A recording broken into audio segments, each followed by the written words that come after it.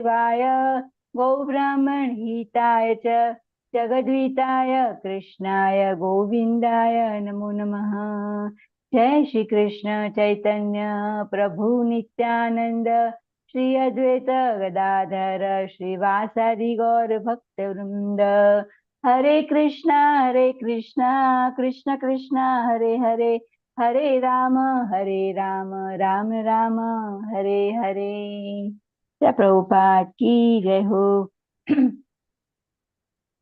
जय राधा माधव कुंज बिहारी, जय राधा माधव कुंज बिहारी, जय गोपी जन वल्लभ गिरिवरधारी, जय गोपी जन वल्लभ गिरिवरधारी,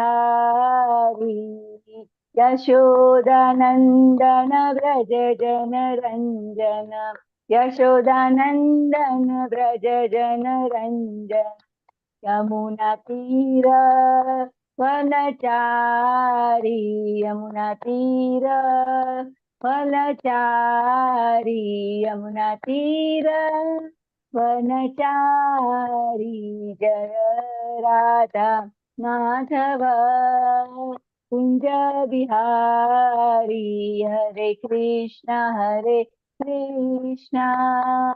कृष्ण कृष्ण हरे हरे, हरे राम राम राम हरे हरे, हरे कृष्णा कृष्ण कृष्ण हरे हरे, हरे राम राम राम हरे हरे, हरे कृष्णा कृष्ण कृष्ण हरे हरे, हरे राम राम राम हरे हरे। जय प्रभुपाद की जय हो। अर्चना माता जी प्रिय।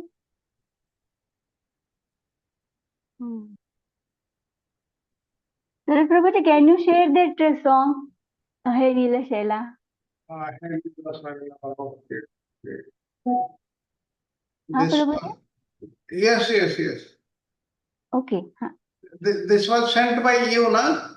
यस प्रभु जी, हमारे कीर्तन ग्रुप में है। कीर्तन ग्रुप में ना?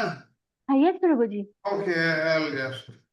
हाँ हाँ, क्योंकि अर्चना माता जी अभी तक ज्वाइन नहीं हुए हैं।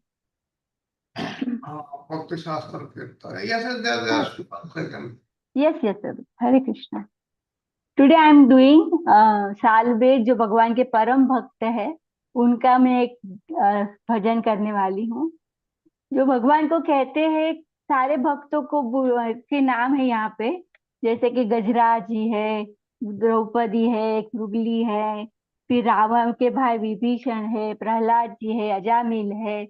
वो बोलते हैं कि भगवान आप सब आप सबको, ये सबने आपको पुकारा और आप आए, तो अब मैं भी आपको मिलना चाहता हूँ, तो ये मेरी इच्छा कब पूरी होगी। तो ऐसे करके वो बहुत अच्छी से भगवान को प्रार्थना करते हैं, तो वो मैं करने वाली हूँ। हरे कृष्णा। हाँ प्रभु, थैंक यू।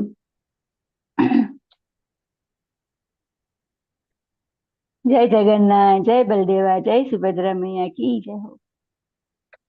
अहे नीला शैल प्रबल मत्त वरण, प्रबल मत्त वरण भुवरत नलिनी वन कुकर दलन, अहे नील शैला गजराजा चिंता काला हाई गोरा जलेना, गजराजा चिंता काला हाई गोरा जलेना, चक्र पेशी नक्र नासी उठारी लापना, चक्रपेसी नक्रनासी उथारिला आपणा आहे नील शैल पुरावने मृगुणिकु पडिथिला कषाण पुरावने मृगुणिकु पडिथिला कषाण हे देवदा विपत्तिरु रक्षकाल तक्षण हे देवदा विपत्तिरु रक्षकाल तक्षण आहे नील शैल कुरु सभा ठाले सुनी द्रौपदी राजन कुरु सभा ठाले सुनी द्रौपदी राजन कुटी वस्त्र दिले लज्जा कलावरण कोटी वस्त्र दिले लज्जा कलावरण आहे नील शैल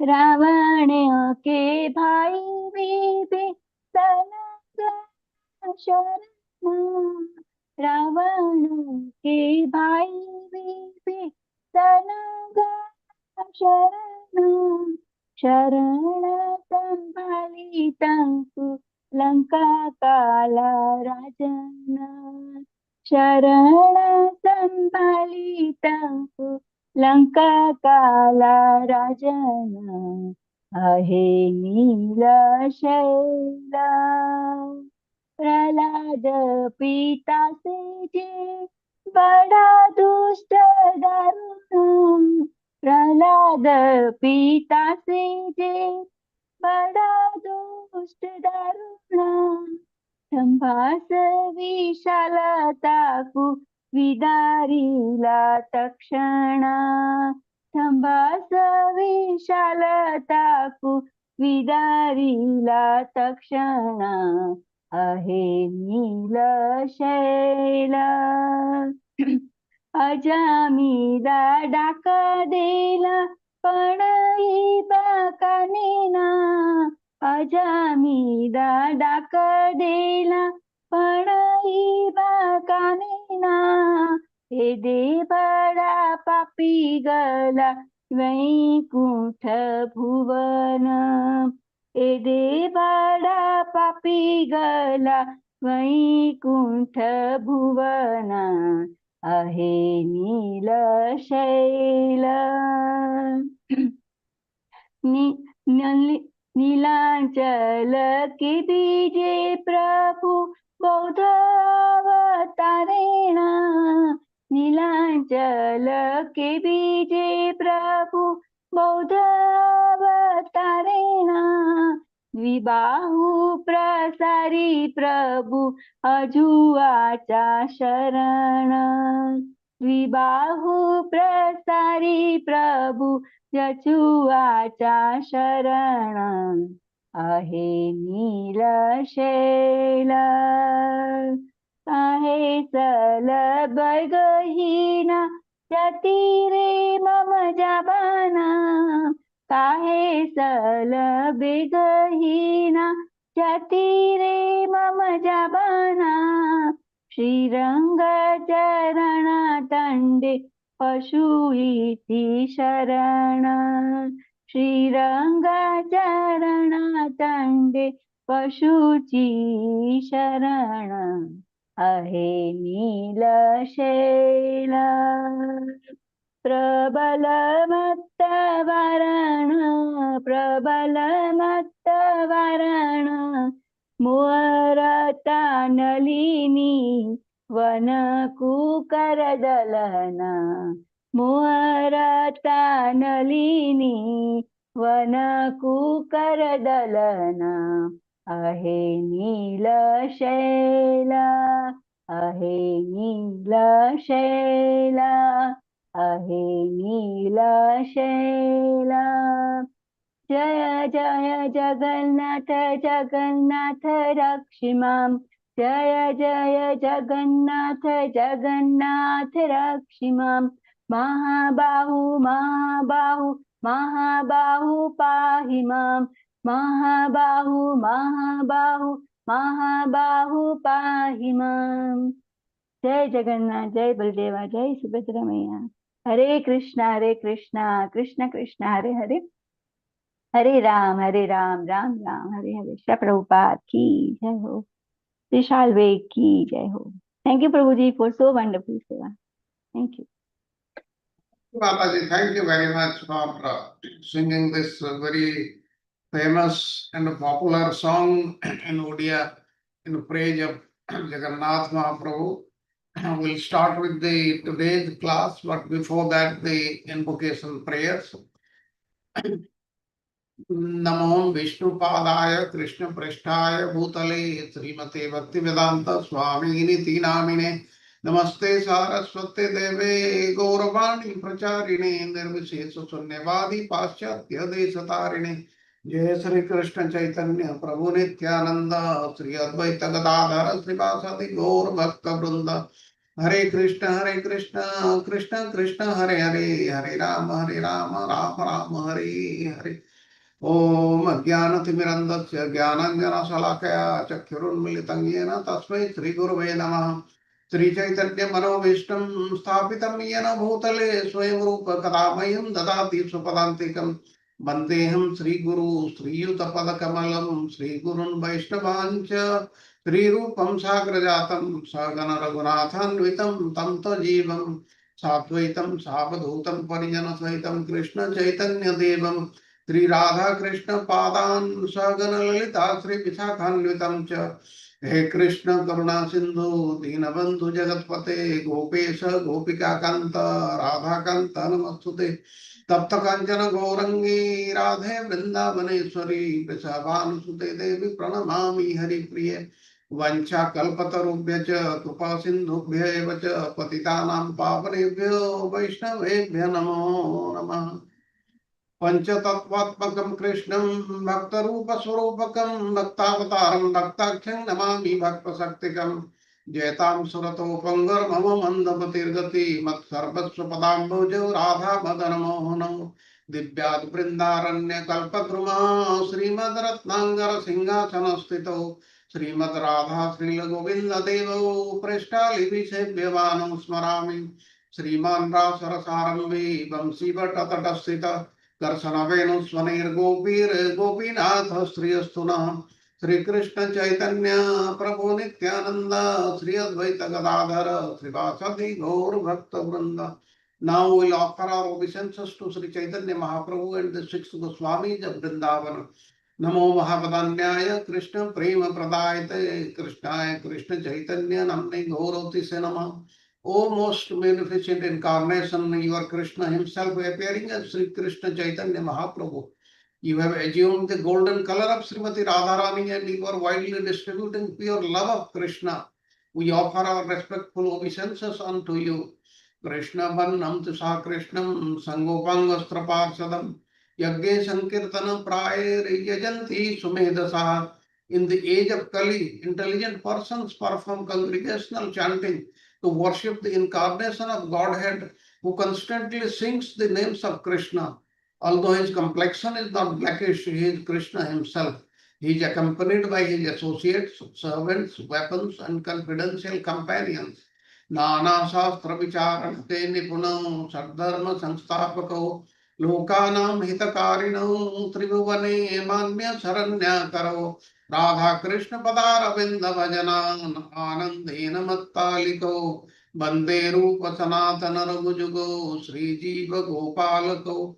I offer my respectful obeisances unto the six Goswamis of Vrindavan, namely Sri Rupa Goswami, Sri Sanatana Goswami, Sri Raghunatha Bhatta Goswami, Sri Raghunatha Das Goswami, Sri Jiva Goswami, and Sri Gopal Bhatta Goswami, who are very expert in scrutinizingly studying all the revealed scriptures with the aim of establishing eternal religious principles for the benefit of all human beings. Thus, they are honored all over the three worlds and they are worth taking shelter of because they are absorbed in the mood of the gopis and are engaged in the transcendental loving service of the divine couple, Sri Radha and Krishna. Om Namo Bhagavate Vasudevaya, Namo Bhagavate Vasudevaya, Namo Bhagavate Vasudevaya.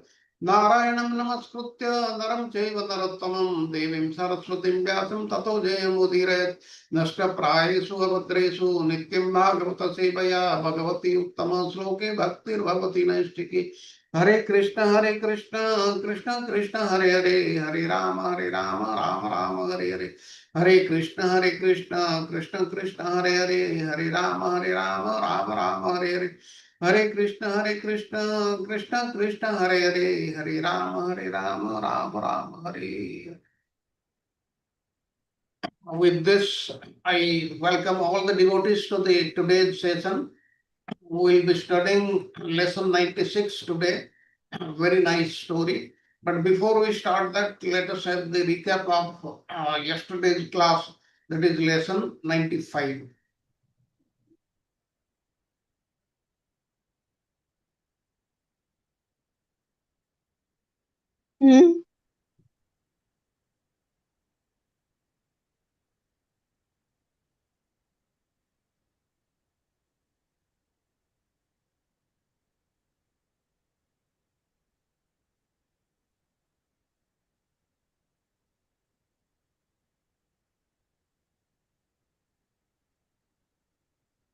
Is screen visible, Prabhuji? No Yes, screen. yes. No, screen is not visible. Your video is visible. I'm actually sharing screen.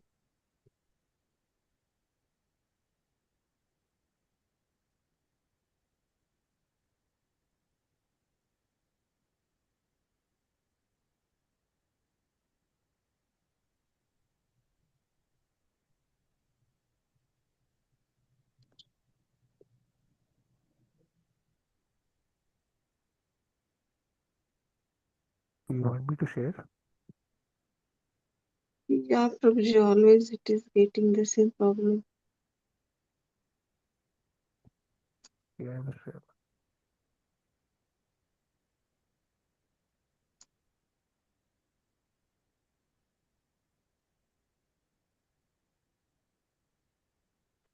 There you go.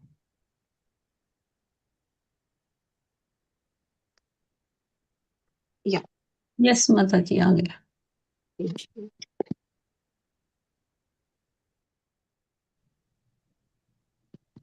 Full screen mode down below. Yes.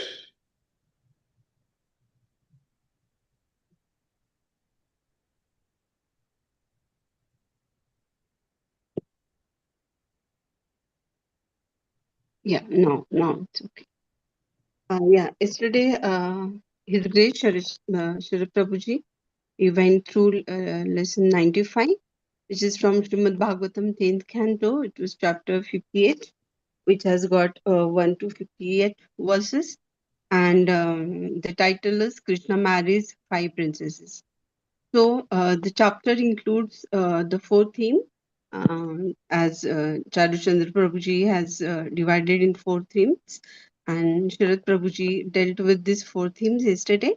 We went through. So the first theme was during his visit to Indraprastha, Krishna's interaction with the Pandavas and Kunti Devi. So we know how Pandavas and Kunti Devi, they are surrendered with Lord Krishna. Then the second theme, it was Arjuna sporting with Krishna in the Khandava forest filled with the fires animals.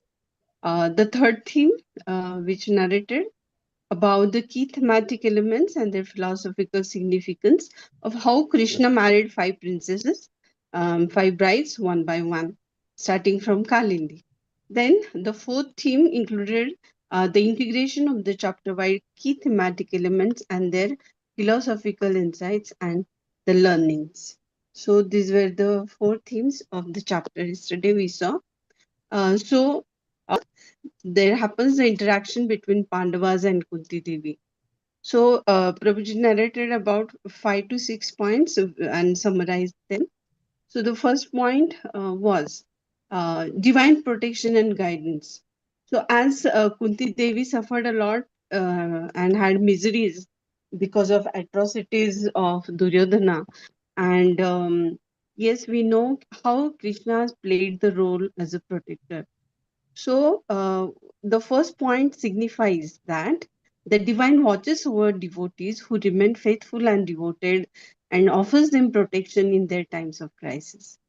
The second point Prabhuji concluded was the devotion and love. Okay, so Kunti Devi's deep affection for Krishna. So we know Kunti Devi's prayers also. Prabhuji yesterday narrated about Namo Pankaj Nabhai and Namo Pankaj Malini. So her expression of love demonstrates the true devotion which transcends the duty and obligation and underlines the importance of an emotional connection with the divine for the spiritual growth. Due to the acknowledgement of Kunti Maharani prayers with Lord Krishna, so what can be take away the lesson from this? The question is the third point: recognition of the divine. It recognizes divine that the importance of the divine in everyday life today, every day-to-day life, Yes. and it gives it fosters humility and surrender. How we surrender, and it enlightens us and reminds us to see the Lord in all respects of life and maintain faith. Yes. And take His guidance. Yes. We have to be always faithful. We should have faith in Him. Yeah. One should remember Him in every day of our lives, and one should be faithful. That was the takeaway message. So, as we know how interacted the fourth point, the unity, honor, and love, isn't it? So, what it signifies? What this last two lines from the fourth topic? What about the unity, honor, and love it signifies?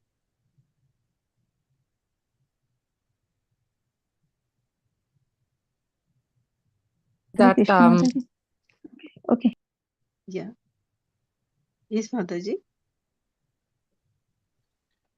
It signifies that we should believe that the divine always watches his devotees who remain faithful and devoted, and he always protects them in a time of their crisis. Yeah. We do see a lot many calamities in the life of Kunti Pandavas. Maharani Pandavas and and Kunti Pandavas Maharani. also, isn't it? So their faith increased day by day. So next point, the nature of reality. This point suggests that one should remain focused on spiritual goals and recognize the ultimate reality beyond material existence. So actually, Krishna meets Pandavas at Indraprastha with this particular intention, and for this particular learnings, we can through these points. In the last, overall, Prabhuji has nicely summarized it and calls that this interaction with the Pandavas and Kunti Maharani serves as the dancing of northern lights. So Prabhuji explained well about the lessons of devotion, divine love, and the importance of recognizing the sacred in everyday life. And it encourages the devotees, this particular pastimes. They do encourage the devotees to cultivate strong devotional connection, the way Pandavas had with Lord Krishna, emphasizing that divine assistance is always available for those who seek with a pure heart. So, next slide, Prabhuji.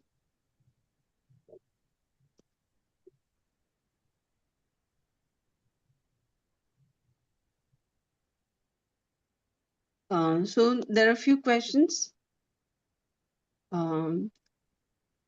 What specific events have led Kunti Maharani for affection towards Lord Krishna? The question is. Krishna actually supported Kunti Maharani. Like, whenever she had difficulties in her life, she recognized that he was always there for her and her family, because her sons were always put under a lot of atrocities, and Duryodhana treated them very badly. So he was always there for her and her family, and she was completely surrendered, and so were her sons. The whole family was completely surrendered to Krishna, recognizing his support. Yeah, And and with his that, because of that, not only because of that, but she felt that deep protection. And then always he was there to instruct them what should be the best course of action in terms of whenever they had this kind of situation, and he protected them. And so whenever he was closer to them, they always felt that they were safe, and they can be, completely, uh, trusting that, when Krishna is there, Yatra Partho Dhanurdhara. So wherever is Krishna, then they are feeling protection. That's what it is says. Mataji. Yeah. And we also learned how the relationship of Pandavas they did evolve with Lord Krishna as time went. So, uh, so there was a profound bond of friendship and reliance. And initially, Krishna acted as a just family member, but as the Pandavas faced numerous challenges, he became their mentor, guide, and protector also, isn't it? So it was a divine friendship. So overcoming all life's adversities. So we did see. So in what way can individuals now today cultivate a similar devotion and relationship with the divine as Kunti Devi did? So how we can practice in our devotion uh, by seeing this Kunti Maharani's example. She was a great example. All her prayers in Bhagavatam was like, she wanted to feel closer to Krishna. So she asked for more troubles that she can feel more closer to Krishna, and she had that complete faith and conviction in Krishna that Krishna is always there for them. And then how we can cultivate, I mean, if we follow in her footsteps, so that humble and surrendered. So how do we get surrendered? Then we engage in practices, sadhana, proper attentive chanting. That is also, one thing. And by doing so, we also get devotional service. We do devotional service seva, we get more seva. So when we are chanting Hare Krishna, when seva comes, we should not refuse. We should take it up in a positive spirit and render service to the devotees, which is selfless and unconditional. They're not expecting anything when we do some service to others. And then we can do prayers and meditate. And while we chanting, we should meditate on Krishna and Radharani and Gaurnitai. And then develop such relationship with other devotees, like, Guhyam Akyati Prichati, like you can confide in devotees whom you are closer to, that whatever, you are going through in your life, whether it's positive or negative, whom you think, and that, that you can only do with like-minded devotees. You cannot go to a devotee who doesn't understand your situation. So, you better can reveal your mind only to people who are like-minded. So that way your spiritual journey and your devotion progresses. And while doing so, we don't also negatively criticize anybody. Otherwise, it's like a mad elephant problem. So, some of the gist of what I understand, Mataji. Yes, very nice, Lalita Priya Mataji. So you have told how to connect with the divine in our spiritual journey. It is by prayers, meditation, and the seva, whatever way to get with the intention Anya Bilashita Shunyam, Jnana Karma Dhyanavritam, Anukulena, Krishna Anushilanam, Bhakti Ruttama. So next slide, please. Yeah. So it is Arjuna, accompanied by Krishna, ventured into the Khandava forest, known for its dense foliage and fierce inhabitants. So Krishna presented Arjuna Khandava forest as a gift to Agni Deva. Hmm. So it was the story in detail which was told, and yes, uh, Lord Krishna had first Vishwakarma construct the amazing Indraprastha city for the Pandavas before the burning of Pandava forest, and it was in the offering given to Agni Deva. And before the Lord found his bride Kalindi, the assembly hall of the demigods was presented, and then Krishna take the hand of Kalindi. Okay, so there is nice story in detail. So it was about the Khandava forest. It was burnt, and since Arjuna was now using Gandiya bow and other weapons he had acquired during the incident, with his arrows, Arjuna shot all the animals. It is dharma of Kshatriyas for hunting. So the servants carried to King Yudhishthira the slain animals, which were fit for the sacrifices so as to be made for the Lord, so as to be offered to the Lord. So next slide, please. Yeah, it was the Agni Deva's reciprocation to Arjuna. In a grand gesture, Agni Deva pleased with Arjuna's valor, and we have seen in detail. So it was the domain of Indra, Khandava, and it was Mayadev. And Duryodhana gets fooled there. He was bewildered, and as Draupadi insulted him, and Duryodhana is also blind, similarly, just like Dhritarashtra, Draupadi sees, and with this reason he gets angry, as we know, and it was the Kurus, and it was a chain of events. We know that it caused the great war of Mahabharata, isn't it? So then Lord returns to Dwarka with Satyaki. Prabhuji explained what is the other name of Satyaki. Yuyudhan. Yeah, Yuyudhana. So there is Yuyudhana Viratasya. These are the armors we know, warriors, the great warriors of Mahabharata.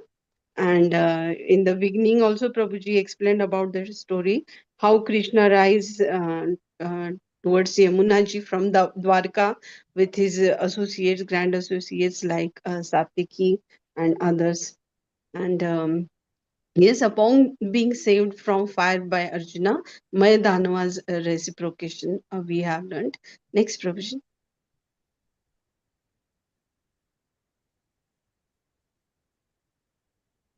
Yeah. So, what were the specific reason behind Agni Deva's choice to bestow gifts upon Arjuna after the burning of the Khandava forest?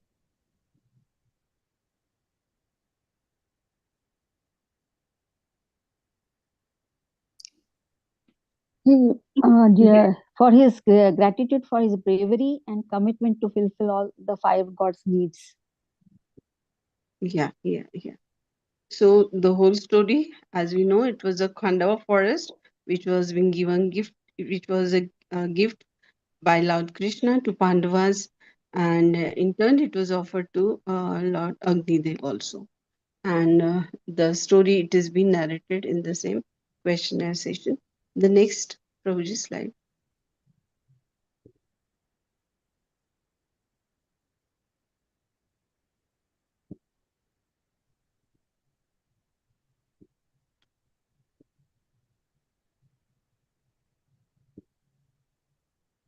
Just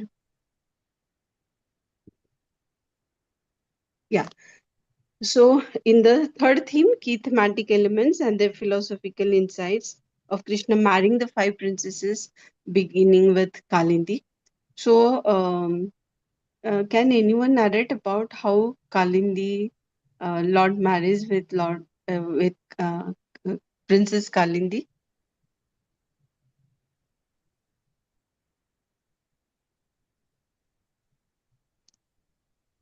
Hare Krishna. Hare Krishna. Kalindi जो है वो सूर्य देव की पुत्री थी। यमुना नदी के किनारे पे वो उन्होंने घर बनाया था और वो तपस्या करते थे। उन्होंने प्रण लिया था जब तक मेरी शादी विष्णु से ना हो जाए तब तक मैं यहीं रहूंगी और बहुत ही स्ट्रिक्ट तपस्या करूंगी। और जब भी एक दिन कृष्णा और अर्जुन दोनों इंद्रप्रस्थ के वन में गए तो देखा कि एक बहुत सुंदर सी कन्या वहां पे टहल रही थी। तो भगवान ने अर्जुन को पूछा कि जाओ जाके पूछो कि वो कौन है। तो फिर अर्जुन ने वहां पे जाके पूछा कि आप कौन है। तो उन्होंने बताया कि मैं ऐसे हूँ, मतलब मेरा नाम कालिंदी है, मैं सूर्य की पुत्री हूँ और मेरी इच्छा है कि मैं विष्णु से शादी करूं और मैं यहाँ पे रह के तपस्या करूं। और कृष्ण भगवान ने उनको खास क्यों भेजा, क्योंकि वो बताना चाहते थे कि मेरी भक्त कैसे तपस्या करते हैं, वो अर्जुन जान सके, उसकी वजह से भगवान ने अर्जुन को भेजा था। Yeah. First he sends Arjuna, isn't it? And through hmm, Arjuna, Lord inquires.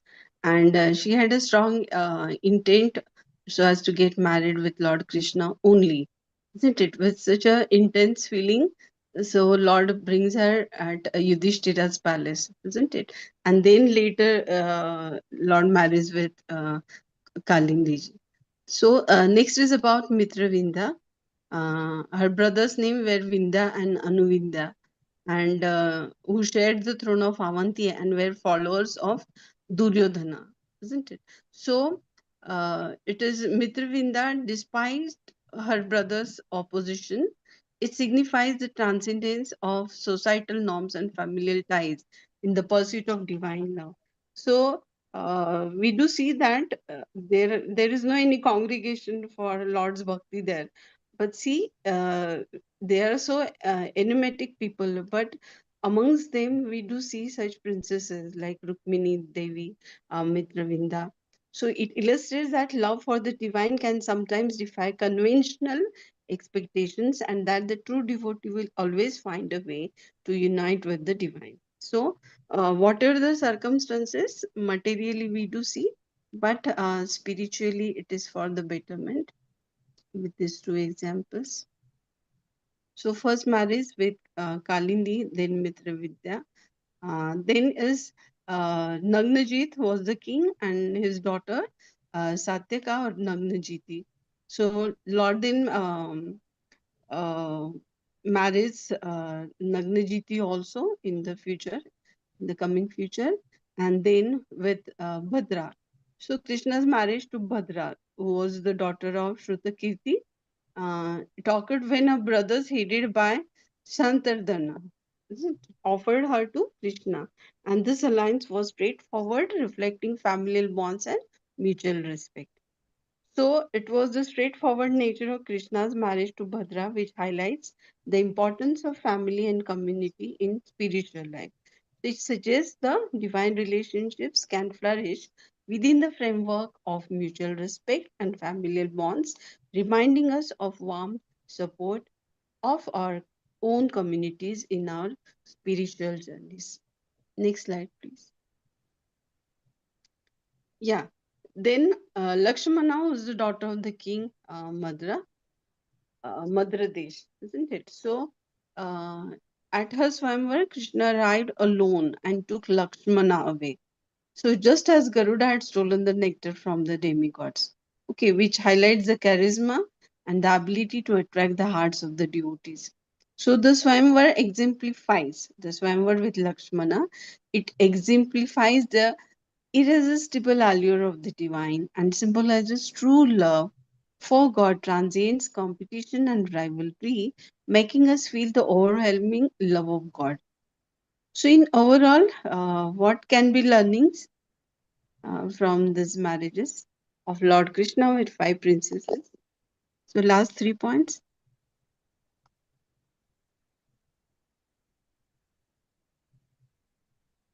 It shows the nature of divine love. It underscores spiritual relations are divided by devotion, sacrifice, and overcoming obstacles. Yeah. And then second is that principle that material conditions do not limit the divine, and true love for God can lead to liberation and fulfillment. And the third point is each marriage serves an individual soul's journey towards unity with the Supreme and the connection between the devotees and the divine. Yeah. Great, Harsha Mataji. You have covered all these points. So what specific qualities of Krishna make him the ultimate protector and lover of his devotees? There are innumerable, but few we can see from this. Some Hare examples. Krishna. Yeah, Yes, I'll just say, yeah. So basically, Krishna is compassion, wisdom, strength. Those are primary qualities of Krishna. He is compassionate with everybody. He knows everything. Wisdom. He has the strength. All the 6 qualities are there. There is a charm. That is the name Krishna is Akarshan, right? yes, So all those everybody is attracted towards Krishna like a magnet. He's like a magnet and also unwavering support. He is support to all the jivas because he is the maintainer of everything. Yeah. So his support and readiness, respond to the sincere call of the soul, okay, creates a profound sense of security and love for those who seek him. Yeah. In the second question, how do the challenges faced by Krishna in each marriage relate to the broader spiritual journey beyond the allegories? So the challenges Krishna faced in each marriage reflect the various trials encountered on the spiritual path, such as overcoming societal constraints, personal doubts, or inner struggles. Then they do serve, allegories serve as reminders that the journey to divine union is often fraught with obstacles that require both determination and faith. So, patience to navigate beyond personal desires and societal pressures. So, from these marriages, what we can learn as the practitioners?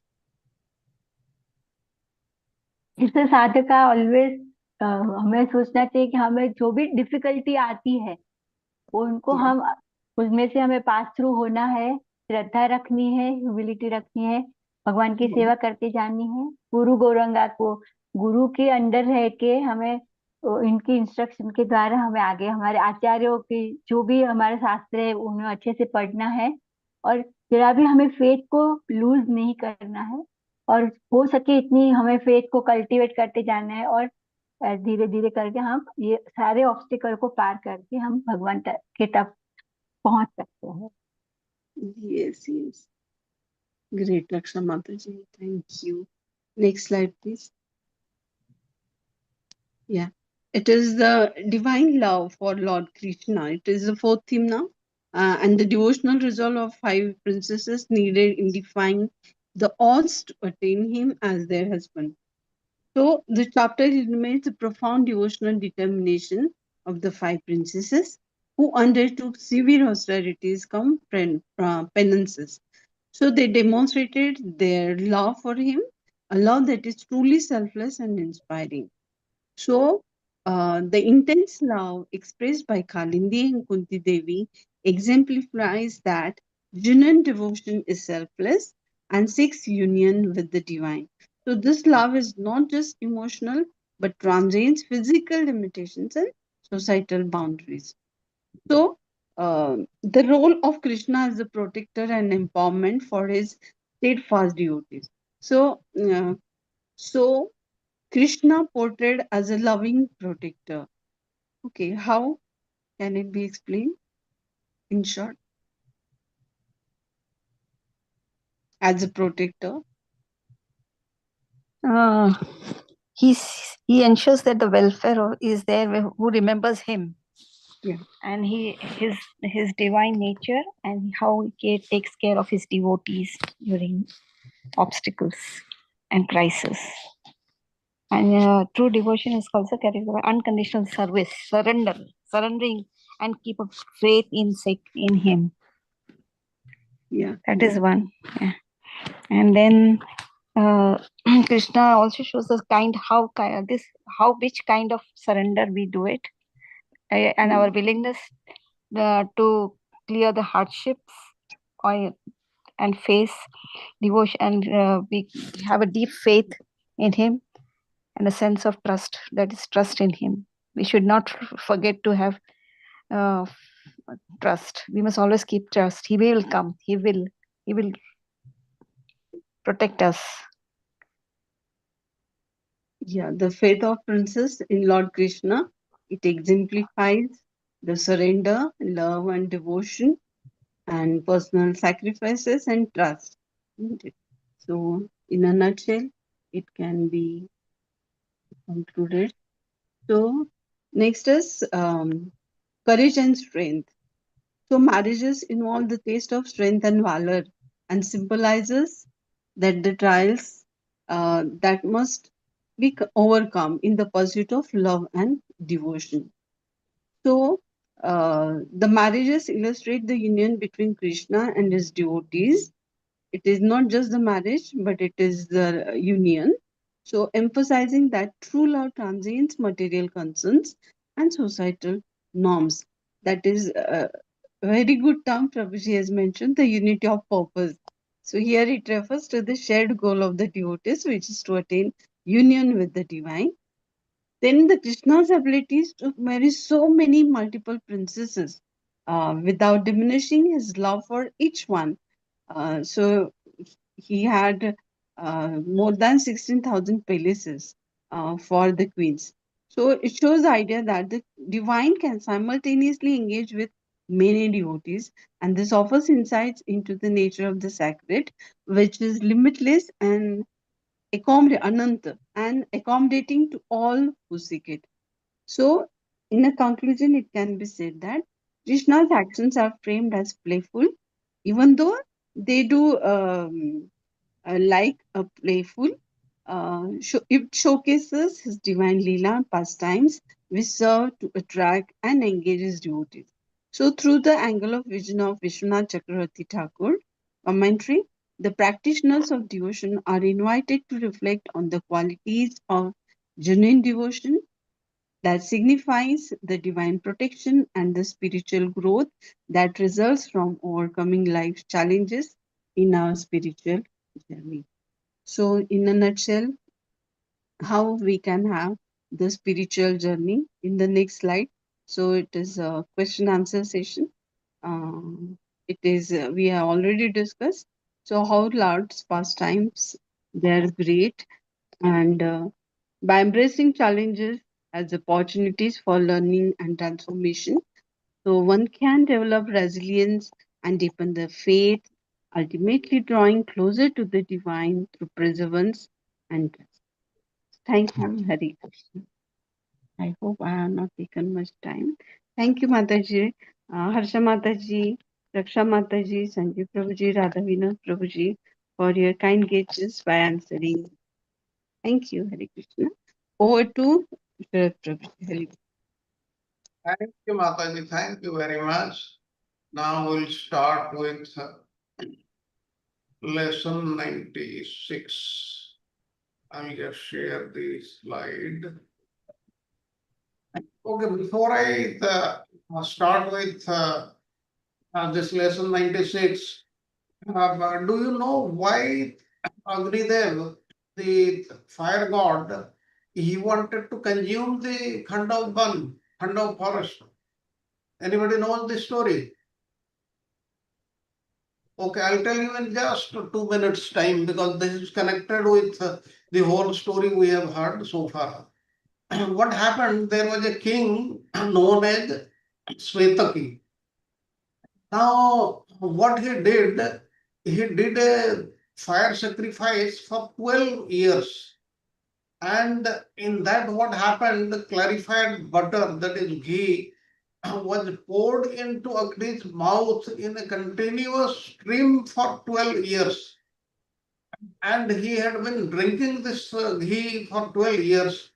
And having drunk so much butter, that is clarified butter, Agni was totally satisfied, satiated, and he had no more desire to drink any ghee from anybody else in any other sacrifice. And because of this, what happened, Agni became pale, having lost his color, and he could not shine as before. He felt a loss of appetite and a loss of energy, and he was afflicted by sickness. Then he went to Brahma, who asked him for a remedy.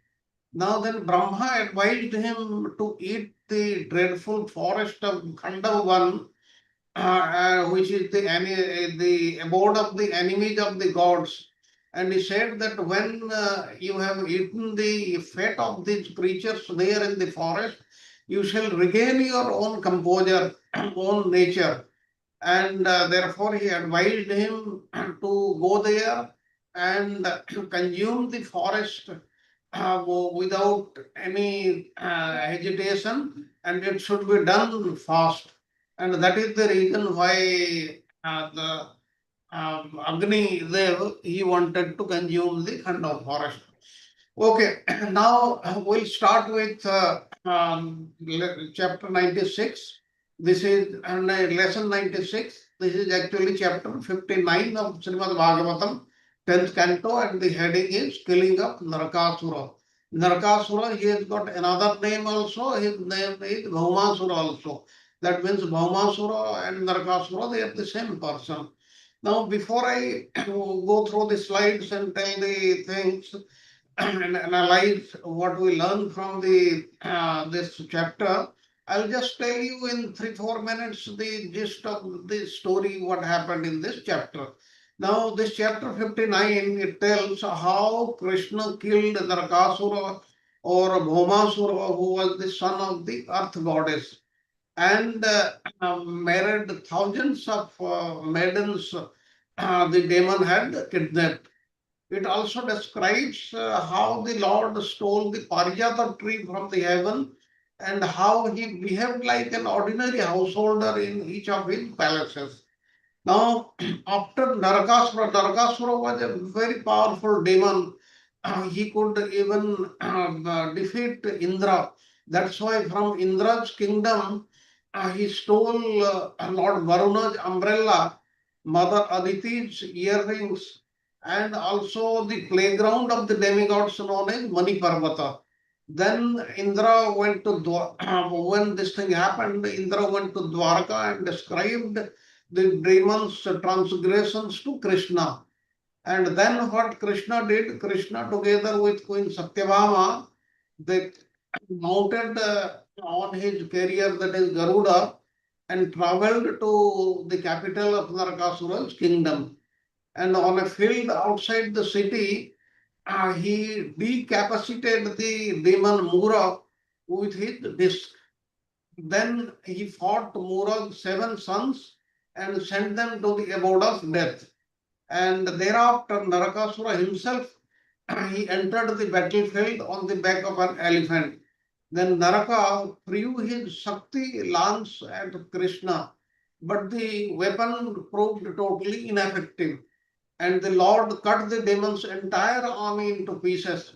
Finally, his sharp-edged weapon, that is the disc, with the disc, Krishna cut off Narakasura's head. Now the earth goddess, that is Prithvi, then approached Lord Krishna and gave him the various items which were earlier stolen by Narakasura. She offered prayers to the Lord and presented Naraka's frightened son at Krishna's lotus feet. And after pacifying the demon's son, Krishna entered Narakasura's palace, where he found 16,100 young women.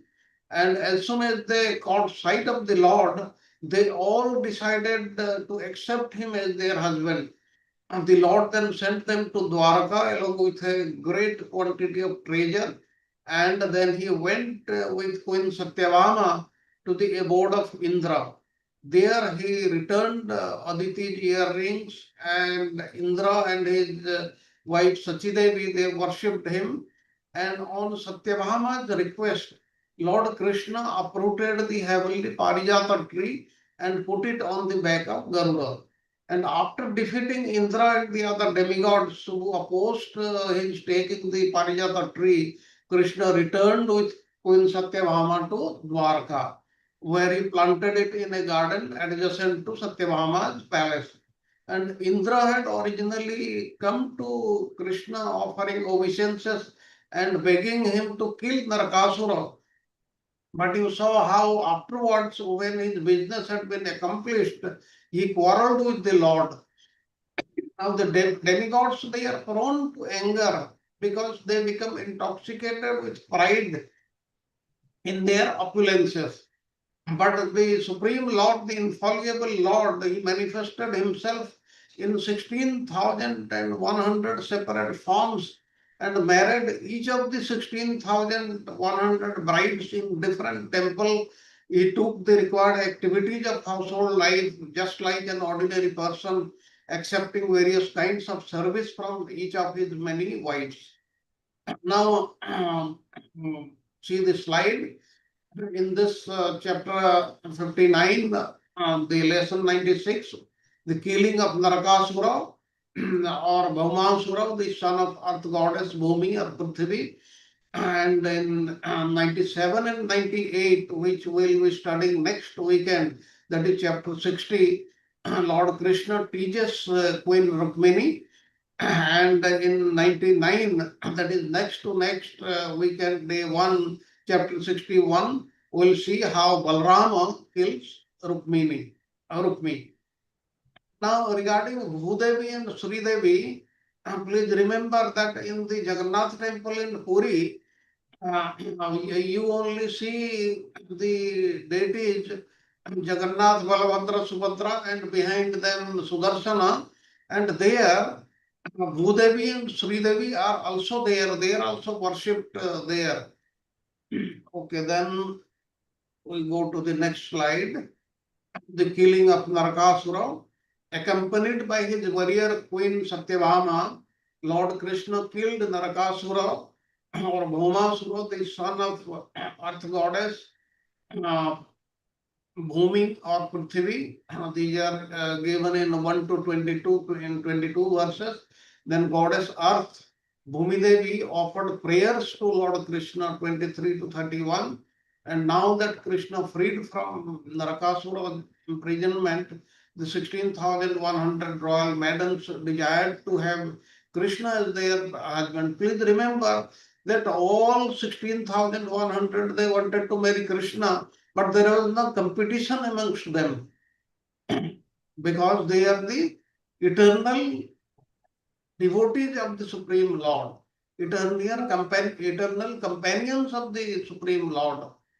Always they are the wives of Lord Krishna. And the fourth theme, on Satyabhama's request, but against Indra's opposition, Krishna uprooted the heavenly Parijata tree and transported to Dwarka. In very brief, what we saw.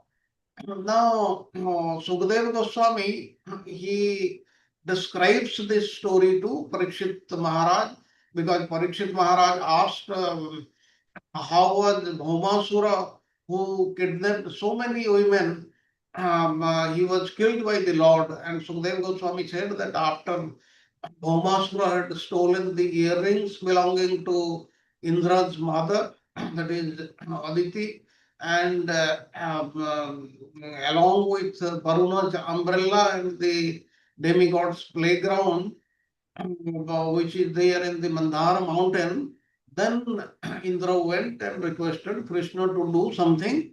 Then what Krishna did, Krishna with Satyabhama, as I told you, they went on the back of Garuda to Pragjyotispura. Pragjyotispura, where is it? In India, in the northeast, you must have heard Guwahati, which is the capital of Assam. That is the place known as Pragjyotispura. And this here, Bhaumasura, he was staying in a fort, and on all sides the fortifications consisted hills, then unmanned weapons, water, fire, wind, and various obstructions so that nobody could approach that. Now the Acharyas have explained in various ways why Krishna took his wife Satyabhama with him. Why did he carry her, and not any other queen? Now, Sridhar Swami says that the Lord wanted to give his adventurous wife a novel experience, and thus took her to the scene of this extraordinary battle. And also Lord Krishna had once granted the blessing to Bhumi Devi, the earth goddess, that he would not kill her demoniac son without her permission. Since Bhumi is an expansion of Satyabhama, the letter could authorize Krishna to do the needful with the unusually nasty Bhaumasura. Now, in his Varaha avatar, Bhaumasura was born. And what happened then? Finally, Satyabhama had been miffed when Narada Muni brought a celestial Parijata flower and presented it to Rukmini, and when Satyabhama came to know about it, she complained to Krishna, and to pacify Satyabhama, Krishna promised her that I will give you the whole tree of these flowers. And thus the Lord scheduled this procurement of a heavenly tree with his itinerary. Now, even nowadays, devoted husbands, that's what Prabhupada also says, even nowadays, devoted husbands, they take their wives shopping, and thus the Lord Krishna also took Satyabhama to the heavenly planets to get a heavenly tree and also to retrieve the goods Bhaumasura had stolen from their rightful owners. And Vishwanath Chakravarti Thakur notes that in the heat of the battle, when Satyabhama would naturally become anxious for Krishna's safety and pray for the battle to end, and thus she would readily give permission to Krishna to kill her son Bhaumasura. That's how Bhaumasura was killed. Now the umbrella belonged to Varuna, but why it is said that it was Indra's? It is in one of the verses it is given Indra's. Now the acharyas they give explanations, but what Vishwanath Chakravarti Thakur says, he says that the umbrella actually belonged to Varuna. But because of Indra's superior position, he was the king of the demigods. Here in Srimad Bhagavatam, it is mentioned that it was stolen from Indra. Now, being informed about the activities of Bhaumasura by Indra, whose umbrella, mother Aditi's earrings, and jewel mountain had been stolen, Krishna went to Pragjatispura, Bhauma's capital, with his wife Satyabhama. And why did King the Krishna bring his wife? As I told you, Krishna had promised Bhumi Devi that he would not kill her demoniac son without her permission. That's why it was necessary for her to accompany him in the battle. And also you heard how Narada Muni had instigated Satyabhama to have the Parijata tree. That's why all these things happened. And how Krishna finally went and the fight took place. This is also given in very great detail in the Srimad Bhagavatam. Now, what happened initially, Bhaumasura, he ordered his 7 sons, the names are given, to the battlefield with their weapons, and these very powerful, fierce warriors, they furiously attacked the invincible Supreme Lord Krishna with their arrows, clubs, swords, spears, lances, tridents. But the Supreme Lord has got all the powers. He cut his their mountain of weapons into tiny pieces with his arrows, and the Lord severed the heads, thighs, arms, legs, armor of all these opponents, and he sent them to Yamaraj.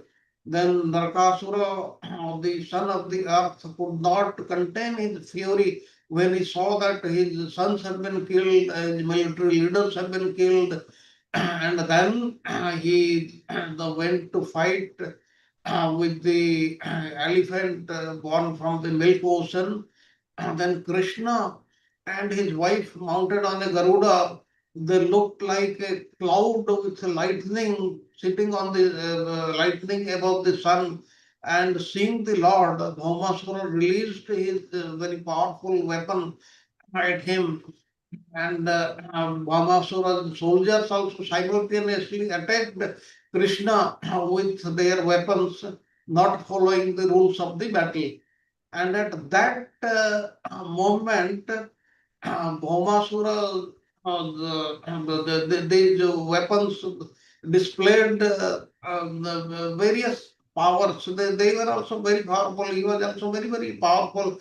Then what Krishna did, He struck down all the missiles and weapons the enemy soldiers threw at him and destroyed each one of them with sharp arrows. And meanwhile, Garuda, who was the carrier of the Lord, struck the enemy's elephants with his wings.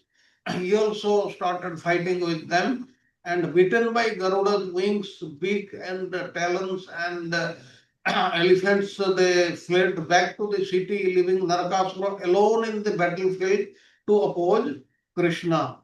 Now, to this, Vishwanath Chakravarti Thakur, he says that having described the cutting off the enemy's arms, now the cutting to pieces of their swords, hand weapons, arrows, and one by one, Krishna decimated the complete army. Krishna shot so rapidly that Sukadeva Goswami also cried out in amazement while describing the whole thing.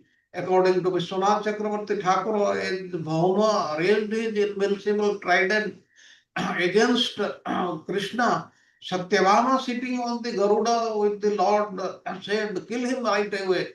That means she gave the permission, and Krishna did just that only. And Bhaumasura, he fell to the ground with his head shown brilliantly, decorated with earrings and an attractive helmet, and he was gone.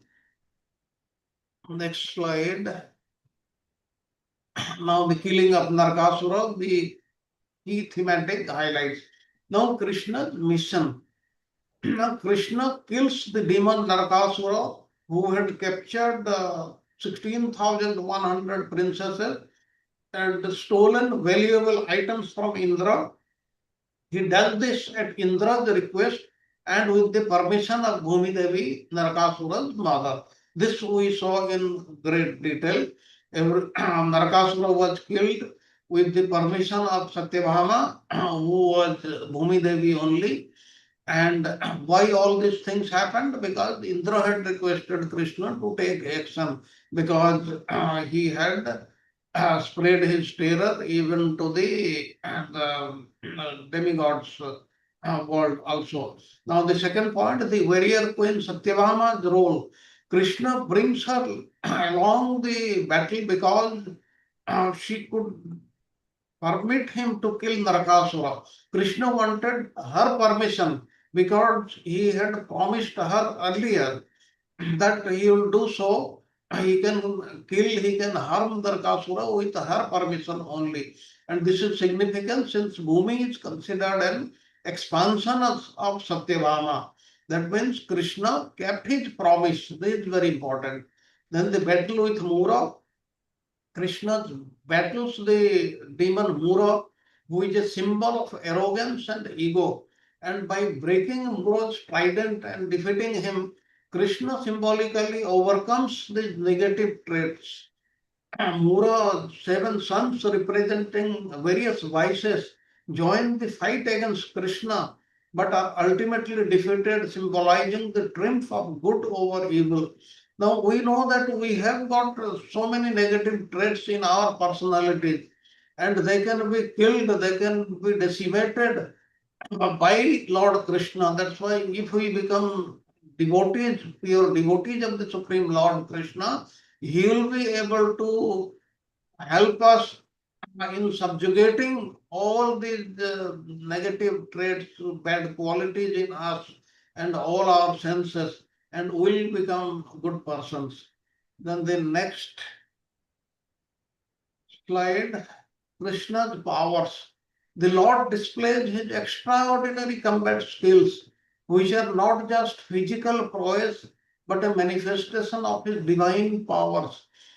Now, we know that no human being can fight with Krishna, because any human being or even a demigod, they have got powers, they have got physical prowess, but that is limited. It is not 100%. Like even say Bhima. Bhima was very, very powerful, but he could not have the same power or strength as Krishna. Krishna has all the strength because he has got all the 6 opulences with him. That's why nobody can fight with him. And Krishna, he descends into this material world to kill the demoniac people, to decimate the demoniac people, and that's what he did here. He effectively encounters the weapons thrown at him and swiftly defeats his enemies, like we saw in the battle, not only Narakasura, but his soldiers also. Collectively, there were so many people, they were fighting, fighting with Krishna, and Krishna single-handedly he defeated all of them. Not only defeated, he killed all of them, demonstrating his invincibility and the futility of opposing him. Nobody can win a war, win a battle with Krishna. That is for certain. That's why it is futile to oppose him. And that's why what should be done? We should always obey him, obey what all? What he has given in the Shastras, what is given in the Shastras, Puranas, Mahabharata, Ramayana, like this. Whatever is given, whatever he has said, they have to be obeyed. They should not be opposed under any circumstances, because anybody who opposes, he will get the result.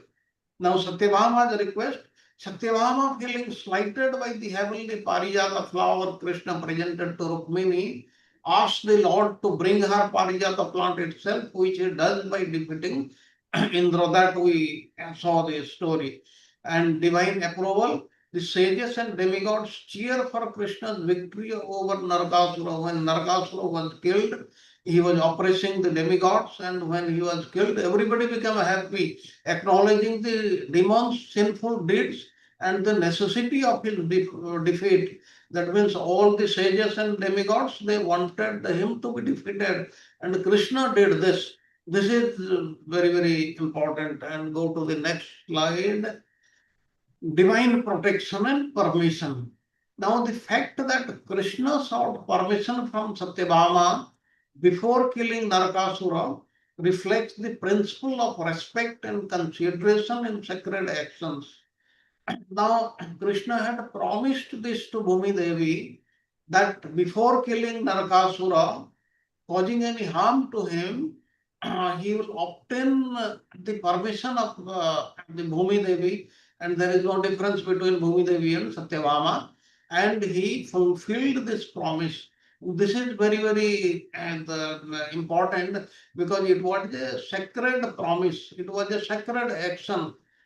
He could have he could have killed without her permission also, but he followed the Shastra. And it teaches us that even in matters of justice, one should seek permission and act with compassion. How compassion? One may say he was killed, Narakasura was killed, and how it is compassion? Because if somebody is killed by the Supreme Lord, he achieves the supreme destination also. That's why there is nothing, no loss in this. That's why the Lord was very, very compassionate. Otherwise, the Lord could have done, he could have used one of his companions or somebody else to kill Narakasura. But he himself killed Narakasura because he wanted to give him the ultimate destination, that is the spiritual world. Now, next, the role of women. Now, Satyabhama's presence and involvement in the battle underscores the significance of women in both spiritual and worldly matters. And the examples are given in the very many Shastras, even in Ramayana also, and their voices and decisions are valued. What decision or what advice they give, they are very, very valuable, showing that they play a crucial role in the divine plan. In the divine plan, they take a very prominent role and important role. As we know, Krishna and Radha, Radha is all power, and that power Krishna gets from Radha only. That's why if Krishna takes advice from Radha, there is no issue at all. and transformation of death, the concept of Yama, that is death, is explored in Krishna's actions while he sends enemies to the abode of Yamaraja, the god of death. It is also seen as a form of liberation. They are liberated, and this suggests that death in the spiritual context can be transition rather than an end, emphasizing the continuity of the soul and the cynical nature of life and death. Like you see in the say in the battle of Mahabharata or in the battle of in Ramayana, all those people who got killed by both the sides, from the one side and enemy side, all of them, they achieved the supreme destination because they were able to see the Supreme Lord before death. And that is what is helpful. The Lord is always so compassionate. Now, I have got a question. Please tell me. Here we saw the example how Krishna was accompanied by Satyabhama. Is there any other example where the wife of a king accompanied him during a battle? Kaikai Mata. Kaikei Mata, yes, that is the thing. And in that, Kaikei received the boon from Dasaratha, that about 2 boons which she used later on. I'll just tell the story in a minute or so. King Dasaratha, as you know, he was a formidable king who got the name Dasaratha because his chariot could move in 10 directions. And he was so powerful that Indra requested his help to defeat the demons because his chariot could fight in heaven as well as the underworld. And while going for any battle, he used to take Kaikei along with his military advisor, and if required, she used to become a charioteer for him. She was very much skilled in all these things because her father had trained her like that. And while fighting this battle, Dasaratha ordered Kaikei that his chariot should not stop as he wants to fight the demons from all directions. And what happened? One of the bolt of the chariot wheels got loose, and it was held steady by Kaikei by using her thumb and to keep the wheel intact. And the demon king Sambasura managed to injure Dasaratha with an arrow at that time. Then what she did, she then takes control of the chariot, takes the king to safety, and attends to her wounds. And for her heroic deeds, he grants her 2 boons, which she later encased, and we know the whole story in Ramayana. Okay, let us go to the next slide. Now, the 4th point, the swiftness of action. Krishna's ability to swiftly encounter attacks highlights the importance of being prepared and agile in life's challenges. Whenever a challenge comes to us, we should not sit idle. We should be very much ready to appreciate these things, encounter these things, and we should be always prepared for any of the challenges which come in our life.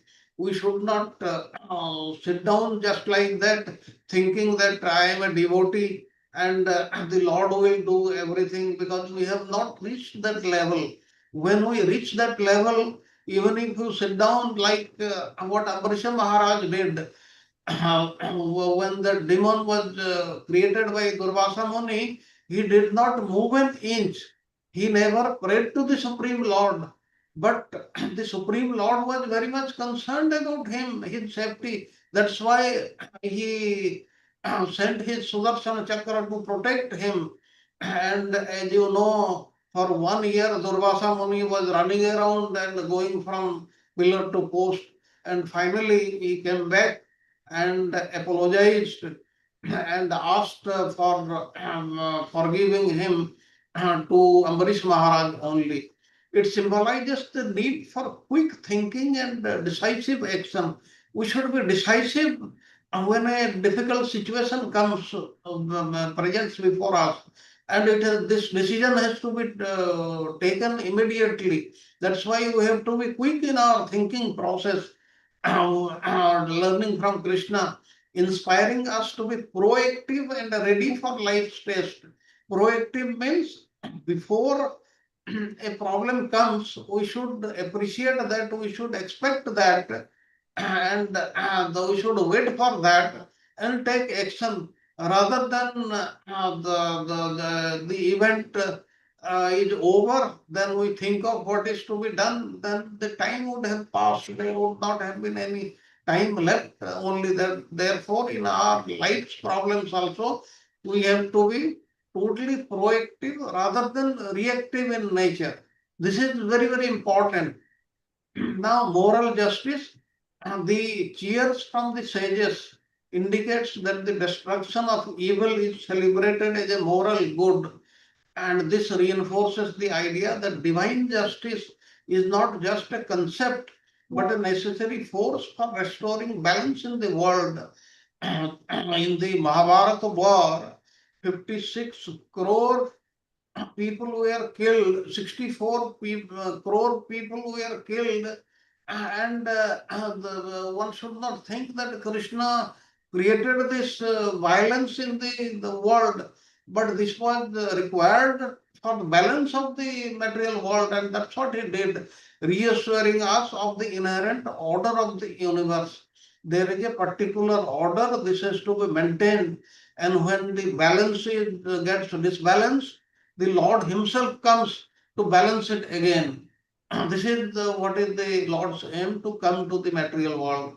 And the nature of divine relationships, the interactions between Krishna, Satyabhama, and the other characters reveal the intricate web of relationships in the divine realm.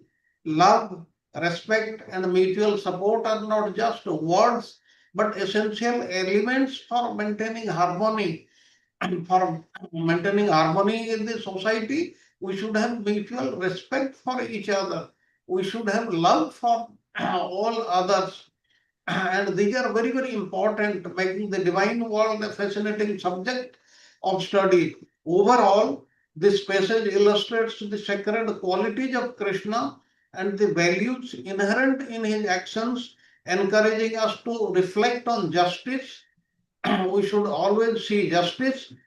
We should be compassionate to all others, even to our enemies, and our responsibilities in relationship. We have to discharge our relationship. We should never abandon our relationships at any point of time, even if the other party is wrong or doing something which is not required to be done. We should overlook that and proceed ahead, because what I told you, we should keep justice and compassion in front of us. And these are the very great things which Krishna is teaching from these actions. Let us go on to the next. Now, instructive lessons and their answers. Whatever we heard so far, let us go through them. Now, what specific qualities made Satyabhama a crucial partner in the battle against Narakasura? Satyabhama's significance as a partner in the battle against Narakasura lies in her unique connection to his mother Bhumi, what we learned now, as well as her strong character and assertiveness, which allowed her to provide the necessary permission for Krishna to engage in the battle.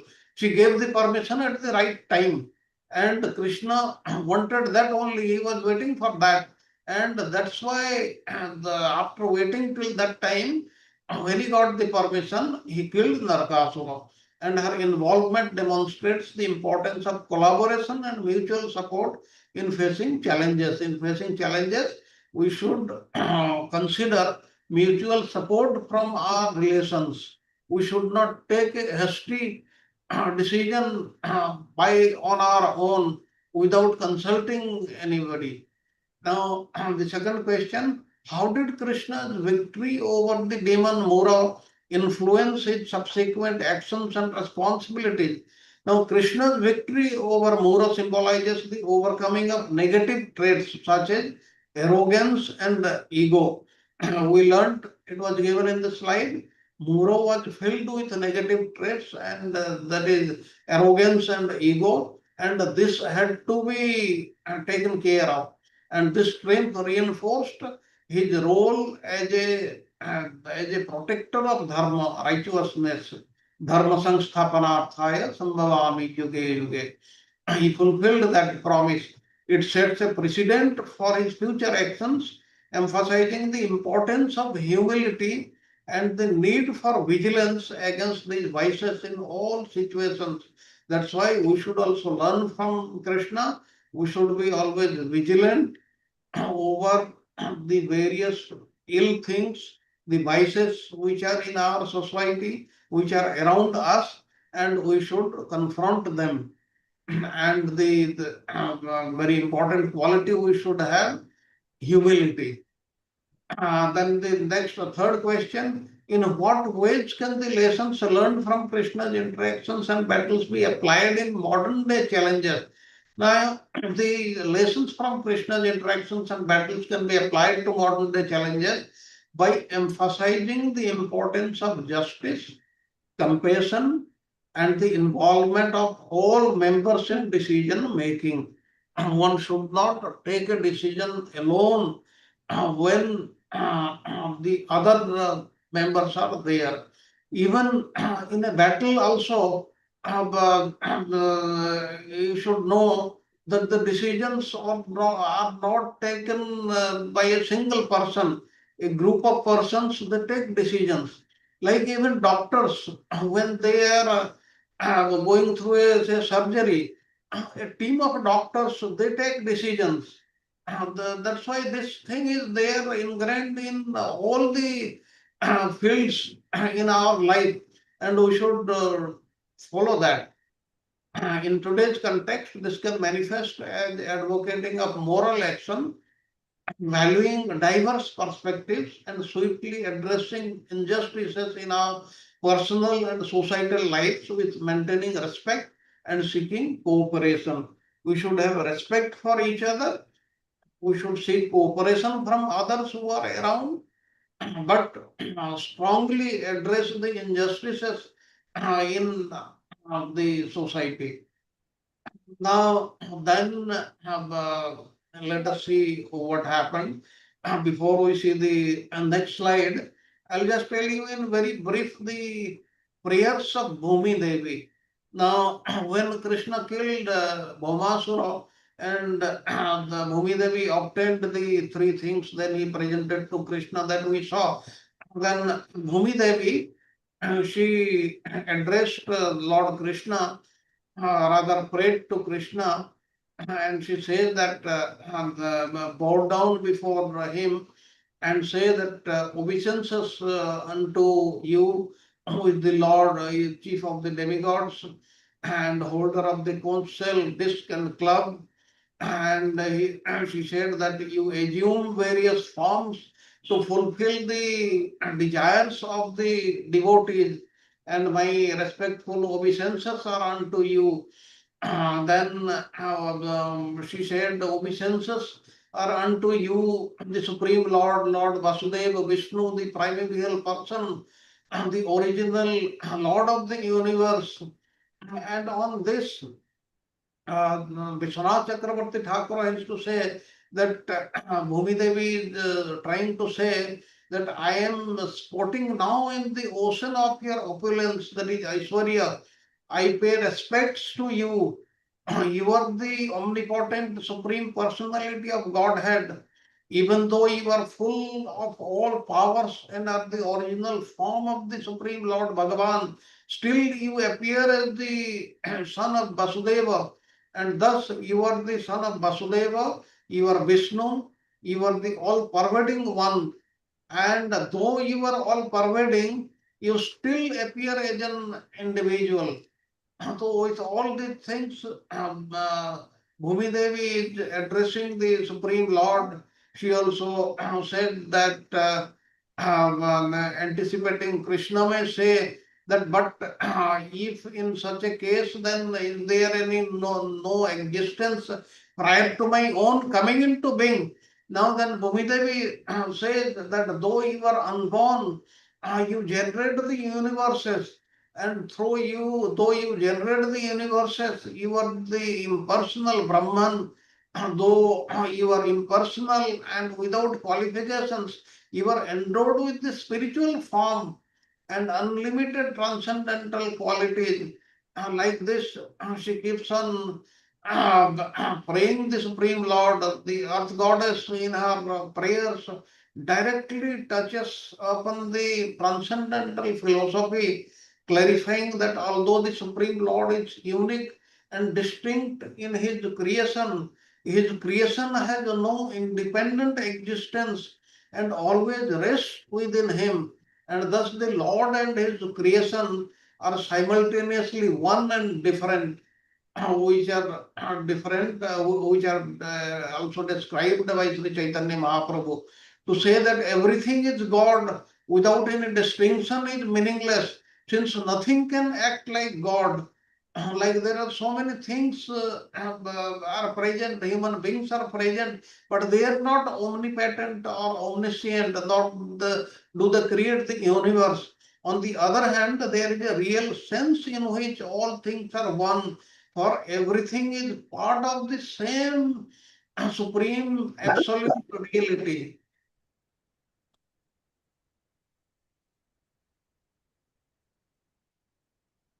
Somebody said something? Okay, we'll go to the next slide. Now, Bhumidevi approached Lord Krishna and returned him Aditi's earrings, Varuna's umbrella in the playground of the demigods known as Mani Parvata, which were the items stolen by her son Narakasura. Now the various key thematic elements which we see: recognition of Krishna's divine nature.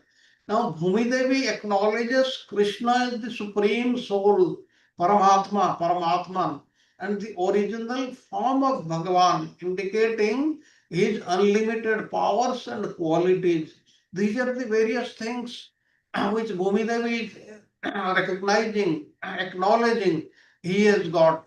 And in relation to the material creation, she describes Krishna's duality as both of the impersonal Brahman and the personal deity.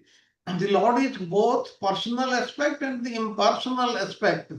But the Jnanis, they describe him as only the impersonal aspect, which is not correct. That's why that philosophy is rejected.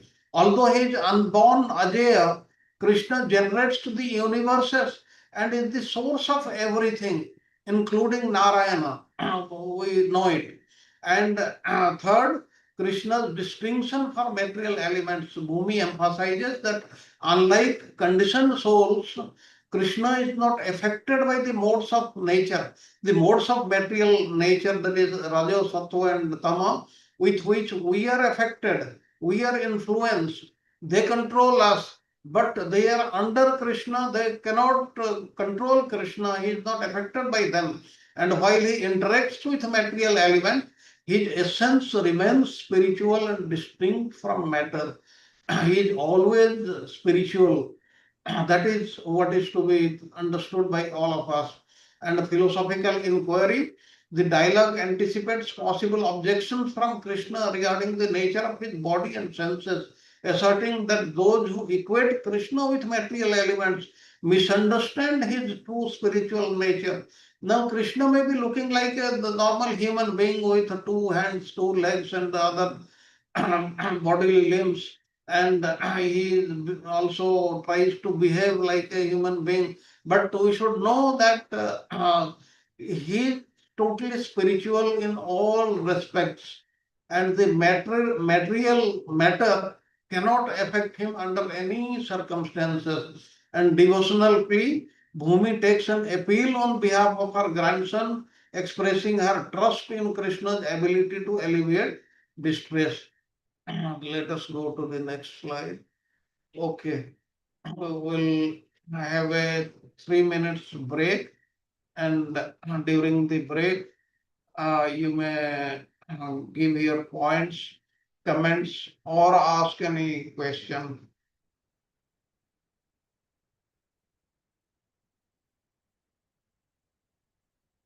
Okay, we'll wait for that. Any questions or comments so far? So far, whatever we have learned.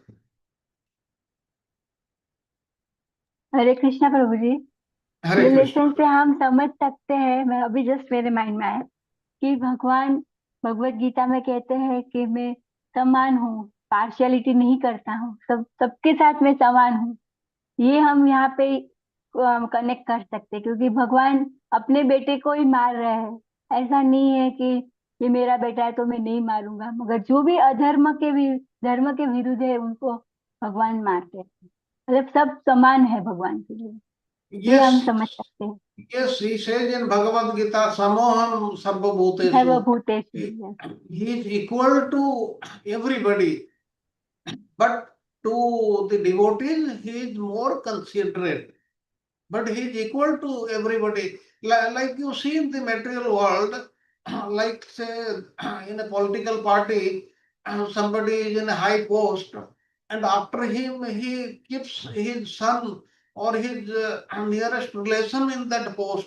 But you see Ramayana, what happens Lord Rama, at the end, he appoints whom as the king of Ayodhya, not Lava or Kusa, not any of the sons of his brothers.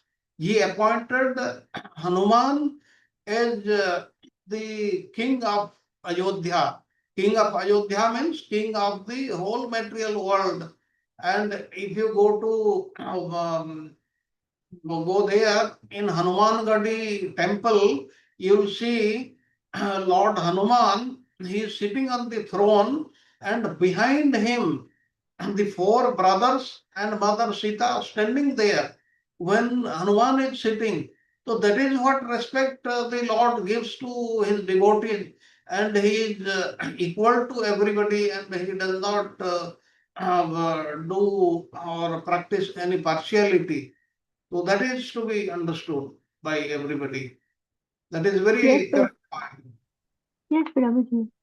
तो प्रभु जी, नरकासुर भूमि देवी का पुत्र और कृष्ण का पुत्र है, तो ये ऐसा कैसे हो गया है? मतलब ये इसको कौन सा इन्फ्लुएंस, मतलब इन्फ्लुएंस में आ गए? Okay, why this thing happened? Actually, when Narkasura was born in that incarnation in which he was Barahadev, and now Barahadev was, what was the nature of Barahadev? He was very, very angry, and he fought with whom? He fought with whom? Hiranyaksha, Hiranyaksha. Hiranyaksha. So his nature was like that only, and which during when he had that nature, Bhaumasura was born. That's why he had these qualities. And these are all Leela also.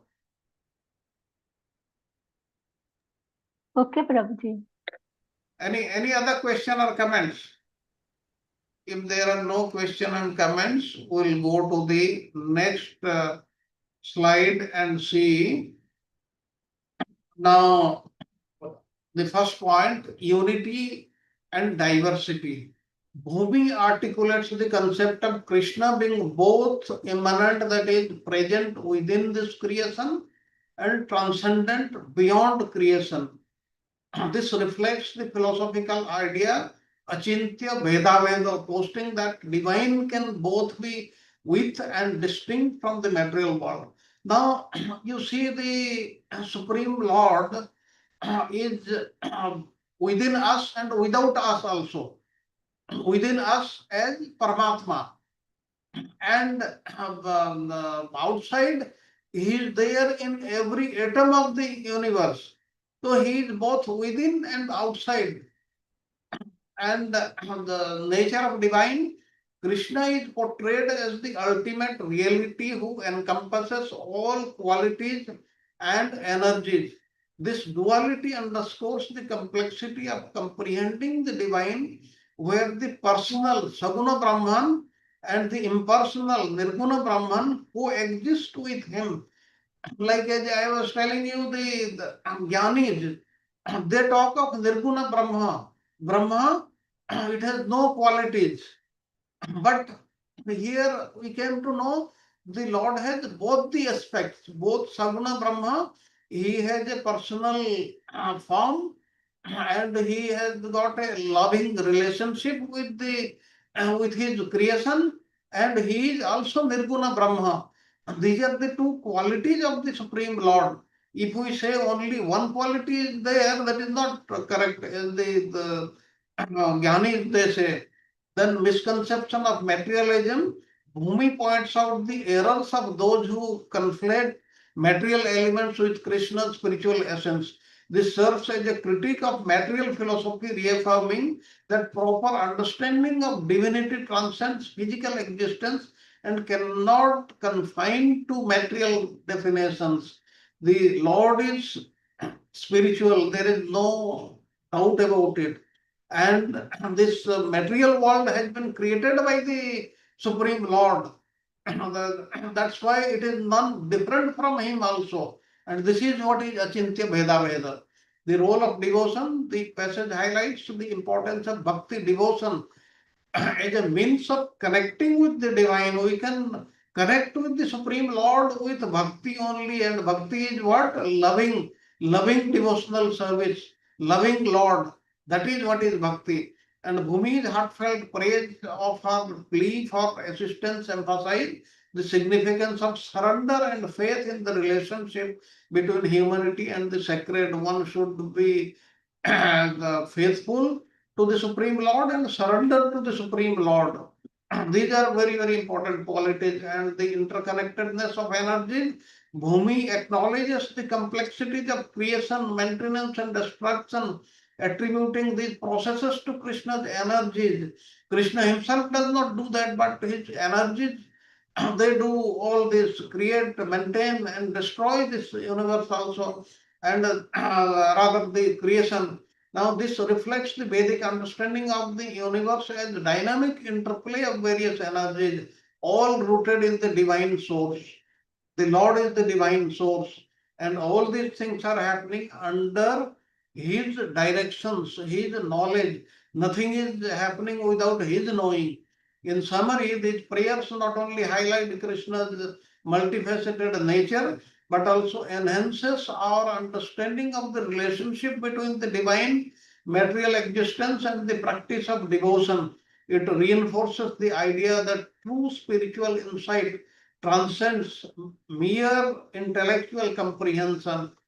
That means if somebody tries to understand these shastras by one's intellect, intelligence, he will not be successful at all.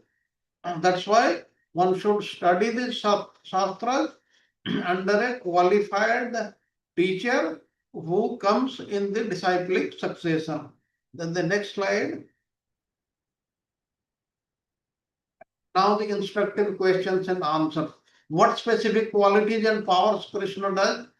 Bhumi emphasizes that distinguish him from material elements. Bhumi emphasizes Krishna's infinite qualities such as omniscience, omnipotence, and his ability to create and maintain the universe while remaining unaffected by material nature. He is not affected by the material nature at all, and she highlights his divine play, Leela, and the unique relationship he maintains with his devotees, showcasing his capacity for compassion and love, which further distinguishes him from conditioned souls bound by material limitations.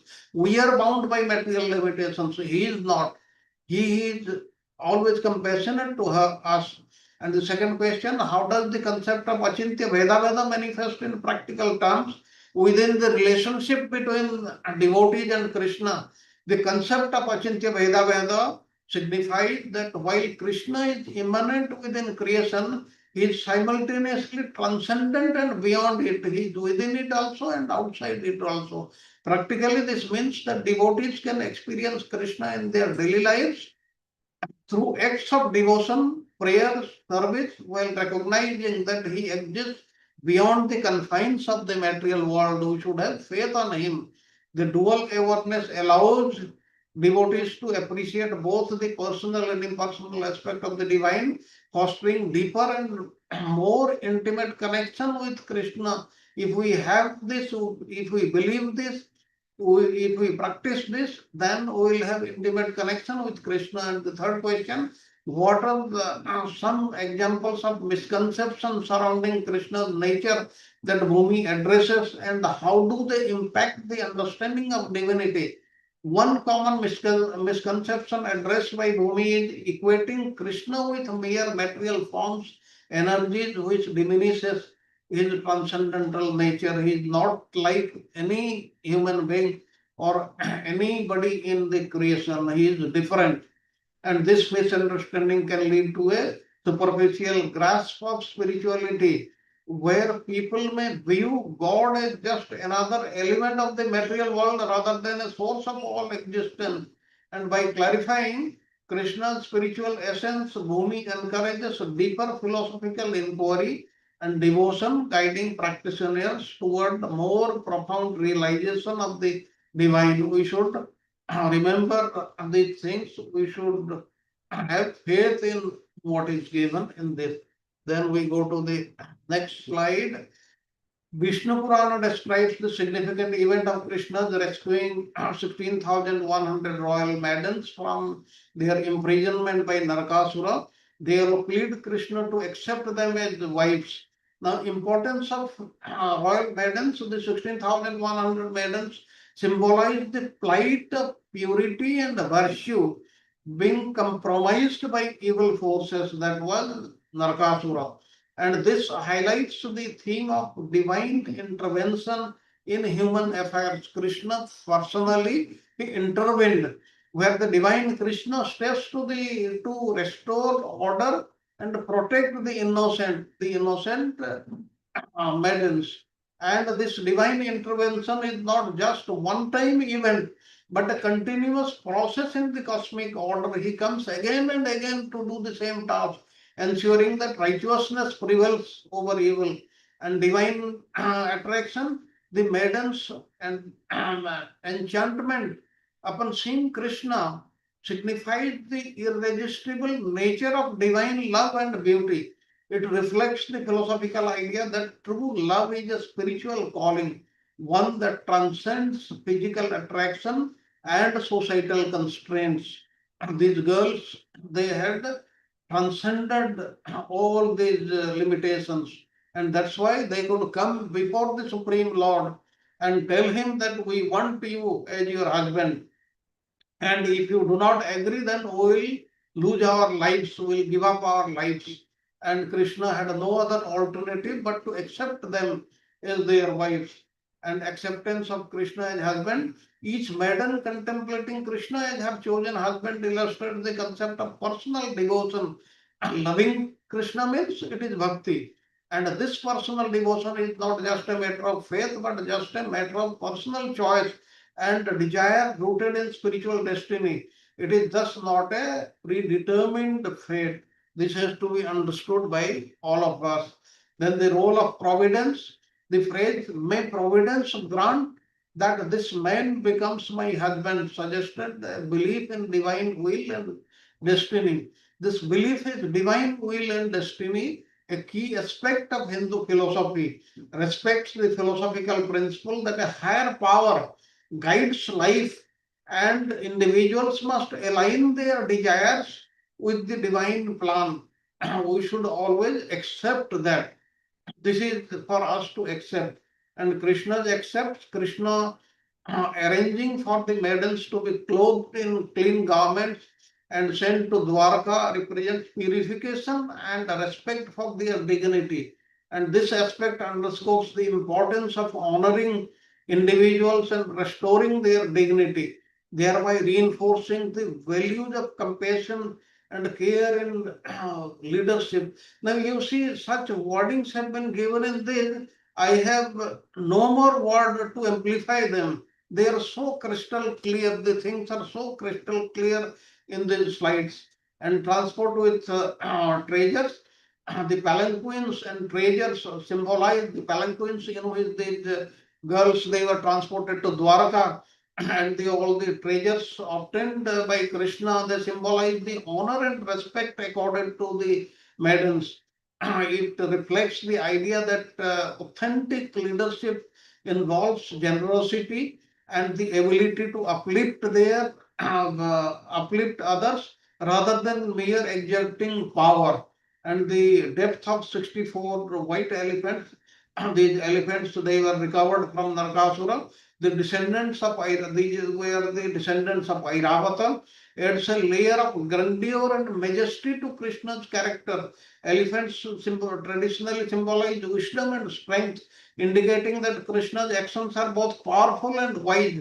Overall, the passage encapsulates themes of divine love, the restoration of dignity, the power of personal devotion, and the importance of aligning with the divine will, and all central to the philosophical discourse of Hinduism. And at the end of these instructive lessons, what specific qualities or attributes Krishna led to the maidens' enchantment and acceptance of him as their husband? The specific qualities and attributes of Krishna that lead to maidens' enchantment can be understood through his divine charm, charisma, and embodiment of ideal attributes such as compassion, bravery, and wisdom. This was seen by the girl. And Krishna is often depicted as the perfect lover and protector, captivating the hearts of those who encounter him, which encompasses both physical beauty and a profound spiritual presence that resonates so deeply with the maiden. And the second question, how do the actions of Krishna in this event reflect broader themes of justice and moral order in the context of Hindu philosophy, theology? Krishna's actions in this event reflect broader themes of justice and moral order by illustrating his role as the protector of the opposed and the restorer of dharma, that is righteousness, and by rescuing the maidens and treating them with dignity. Krishna demonstrates the importance of compassion and moral responsibility in leadership. His intervention counteracts the evil of Bhoma, serving as a reminder that divine justice prevails over malevolence. Divine justice will always win over evil. There should be no doubt. And in question 3, what is the significance of the number 16,100 in the context of maidens, kidnapping and rescue? The number, the significance of number 16,100 in the context of the maidens, kidnapping and rescue can be interpreted in various ways. One perspective is that it symbolizes the vastness of suffering caused by evil forces and the need for divine intervention in numerous cases of injustice. There are enough cases of injustice in this material world, and the Lord has to intervene in that. And additionally, this large number highlights the idea that Krishna's love and protection extend to all, emphasizing inclusivity and the notion that spiritual connection transcends individual circumstances. Now, it is not one or two individuals who are helped by the Supreme Lord. It is anybody and everybody who is in trouble, and the Lord will see and help him. Let us go to the next slide. Now, insights into the nature of Krishna, his relationship and the dynamics of love. Krishna and the Parijata tree. Krishna, prompted by Satyabhama's desire, retreats the heavenly Parijata flower plant known as Radharani, or the nightly queen, which symbolizes the fulfillment of desire and the breathtaking aroma and beauty of the divine love. The tree's allure attracts heavenly bees, indicating that divine beauty draws all wings toward it. This divine beauty is much different from the material beauty, and this is what is reflected here in this story. And why Indra was angered? The conflict between Indra and Krishna highlights the folly of pride and ignorance. Indra was full of ego, and even among demigods, Indra's actions reflect duality in his role as a king. Despite being a demigod, he succumbs to anger, and this emphasizes that true wisdom, Sattva-guna, transcends jealousy and competition. There should not be any competition. There should not be any jealousy. But Indra had them, and Krishna's marriages. Krishna married 16,100 princesses simultaneously, demonstrating his ability to manifest multiple forms. This signifies his omnipresence and the nature of divine love, where each bride experiences Krishna's exclusive attention, illustrating a personalized sacred connection. Now, in each altar, 16,100, Krishna was there, his parents were there, the other priests were there, everybody was there in their different forms, and everybody thought Krishna is here only and nowhere else. And unity and plurality, the concept of Krishna's identical forms, which are his self-manifested forms, challenges the understanding of physical limitations. The Lord does not have any physical limitations. He can be in any form, numerous forms. It suggests that divine entities can simultaneously exist and interact in multiple realities, emphasizing Krishna's unity despite manifesting various forms. And last two slides. Household duties in Dwaraka. Krishna's domestic life in Dwaraka characterized by sweetness and intimacy underscores the importance of relational dynamics in spirituality. His interactions with the queens reveal the depth of divine love, where personal service and affection, such as cooking for him or dressing him, are essential. All these things, they were being carried out by each queen in their each particular palace. And each one was thinking Krishna is with her only and with nobody else. And the difference between the Brajagopis and the queens, the what's parallel, the Brajagopis, who represent Krishna's pleasure potency and his ability to give joy, and the queens of Dwaraka, who embody his divine manifestation and energy. This illustrates the completeness of Krishna's energy and the various ways divine love can be expressed. These are the two forms in which they existed. And divine relationship, the humble service of the queens to Krishna exemplifies the ideal attitude of a devotee where love manifests through service, and their actions reflect the principles of devotion and underscores the paramount importance of personal connection with the divine and transcendental knowledge. Vishwanath Chakravarti Thakur's commentary emphasizes that the realization and understanding of the Krishna transcendent mere intellectual knowledge.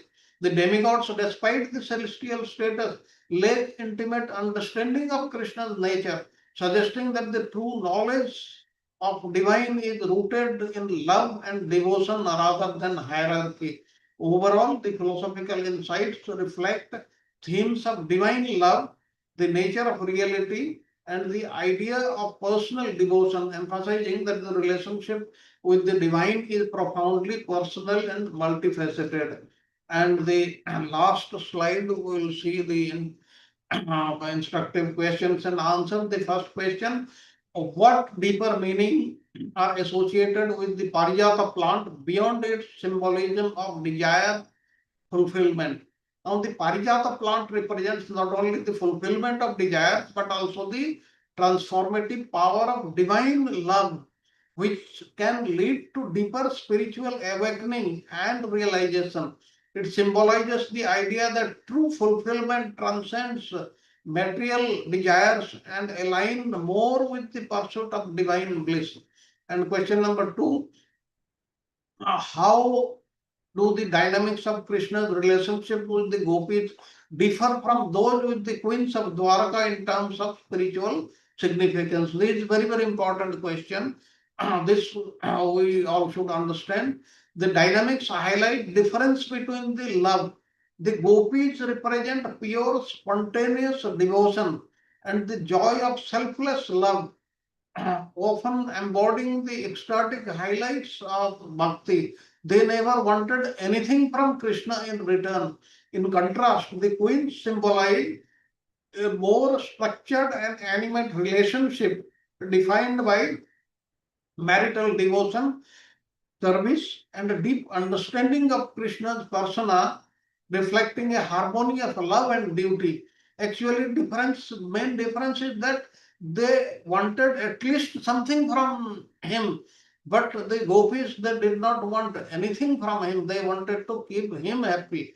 And the third question: in what ways can individuals cultivate a more personal connection with the divine, as described in the commentary? Individuals can cultivate personal connection with the divine by practicing bhakti, that is devotional service, that is loving devotional service, which includes devotion through service, meditation, and love in daily actions, and engaging in personal rituals, fostering humility and gratitude, and seeking to understand the divine through emotional and spiritual experience instead of solely through intellectual study can deepen that connection.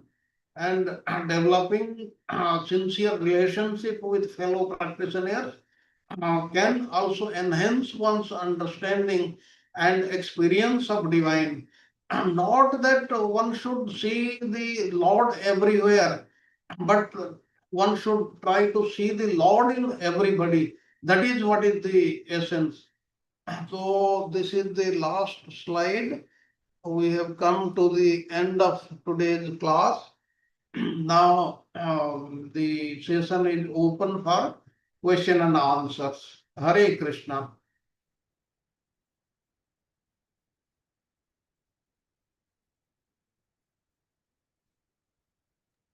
Hare Krishna, Prabhuji, Dandavat Pranam.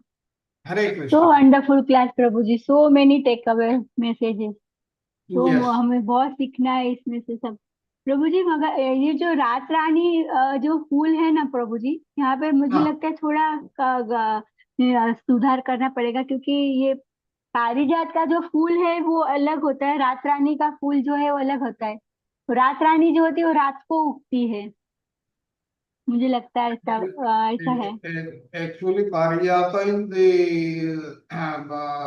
world of the demigods, I don't think anybody would have seen, but नहीं प्रभु जी, ये मेरे घर में, हमारे घर में उगता है ये अच्छा। पारिजात का फूल। यस प्रभु जी। Okay. I have not seen that, but Prabhuji has given this explanation. क्योंकि इसीलिए मुझे मालूम है, हमारे घर में दोनों थे, रात रानी भी थी और पारिजात भी थे, इसलिए मुझे मालूम है दोनों के बारे में, इसलिए मुझे पता है। And when the Parijata they bloom? Morning, in morning. और then रात रानी जो रात में होती है, ब्लूम होती है। Yes. Then please post this to us, and we'll ask some experts, botanists to नित्य सखी माता जी बता सकती है शायद। नित्य सखी माता जी, आप प्रोफेसर हैं। Nitya Sakhi Mataji, do you have any idea? Okay, we'll ask some botanists. What are the differences? Okay. Okay. Any other question or comment?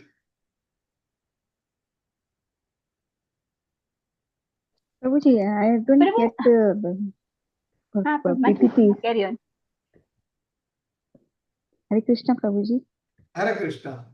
I didn't receive the PPT of from 96 to 100. Rest I'm having 101, 102. I think the PPTs are very big size, large size, more than 8 MB. So they will be there in the.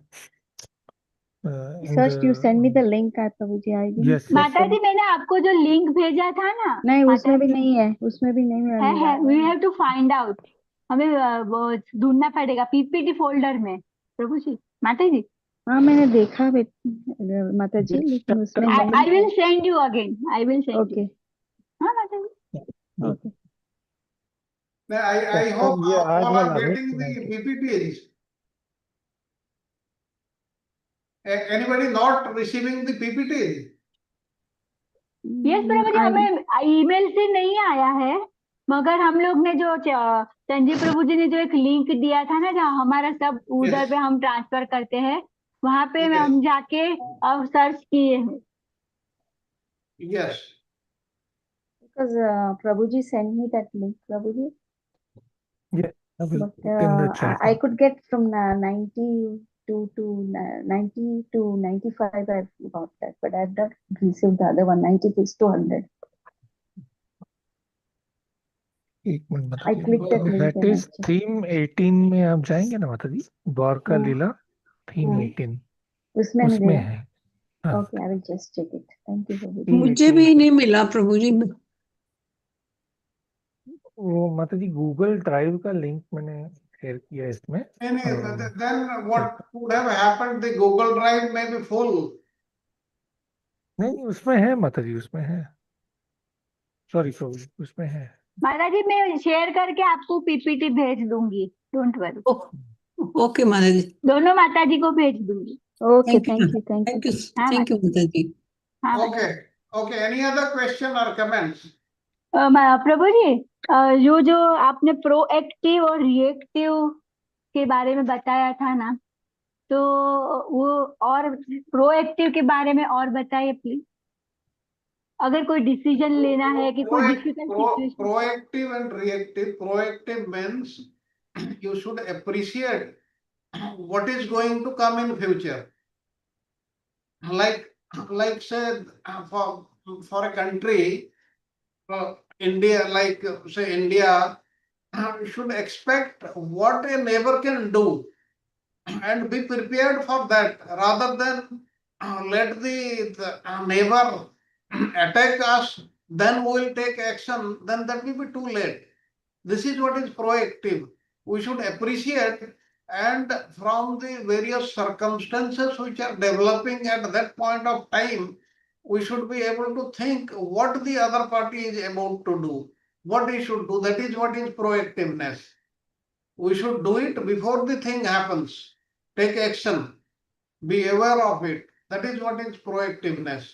And reactive is a thing, it happens, then we think of what is to be done and then take action. That is what is. Okay प्रभु जी, मतलब हमें proactive मतलब we have to be ready, हमें ready Yes. रहना है. We should be ready at all times. We should not think that somebody will drop a bomb, then we'll take action. No, we should know that somebody is about to throw a bomb and get out of that area beforehand. That is what is proactiveness. That's why one has to be very, very alert. प्रभु जी, तो अगर प्रभु जी हमें अगर कोई decision लेते हैं हम, और वो अगर हम बहुत सबको मिलके, जैसे भगवान ने भी बताया यहाँ पे कि कोई भी डिसीजन लेना है तो सब मिलके लीजिए, मगर उन्होंने भी जो नरकासुर का वध किया तो सत्यभामा को भी पूछा. तो हम लोग मतलब इन मटेरियल वाला अगर हम लोग भी जो कोई डिसीजन लेते हैं और सबको साथ में लेते हैं, फिर भी अगर कोई डिसीजन गलत हो जाता है, तो फिर उसमें से हम क्या कैसे बाहर आ सकते हैं प्रभु जी? See, what happens if you take a decision by yourself, because we are not so knowledgeable, we do not know everything. That's why when you consult somebody else, then the other person also gives some aspect of the thing which we would not have considered. That means the decision, collective decision, is a better decision than a single person's decision. That is what it is. But even collective decision can go wrong also. But this is the way of life. In certain circumstances, like in say in a war, now in a war you have to take a decision then and there, and certain decisions they may be wrong, they may not be 100% right, but you have to take a decision then and there instantly and quickly. And with one's training, with one's experience, one cannot take a wrong decision, but it may not be 100% wise always. But still then, taking a decision fast, that is also very, very important in life. We should not wait for days and months together to take a decision, because the time will pass and the relevance will also not be there at that time. Very true, Prabhuji. Thank you, Prabhuji. That was fine. Any other question or comment?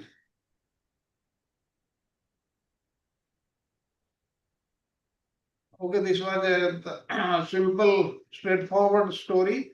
Now, very important thing we will see in the next weekend is the Krishna teaching Rukmini. This is chapter 60. This will study in 2 sessions. And these are very, very important verses are there. We'll try to understand them. And if there are no questions, then we can conclude the Prabhuji, Salve Ah, Kasturi. yes, yes. Thank you, Prabhuji.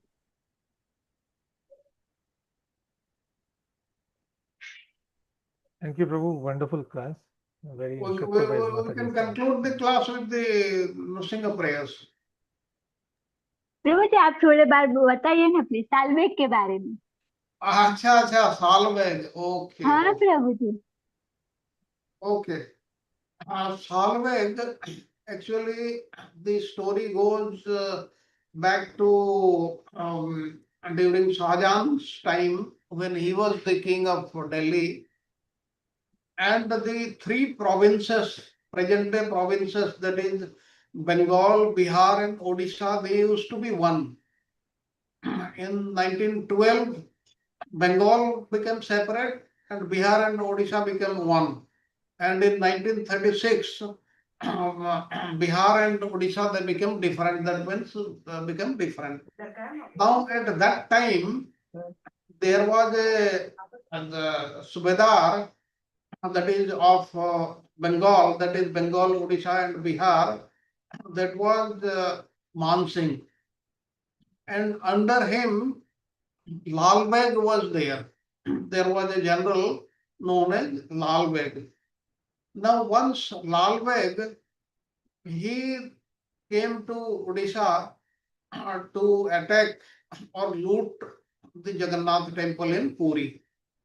Now, just very short of Puri, when you go on the even main road, a village will come onto the right side, that is known as Danda Mukundapur.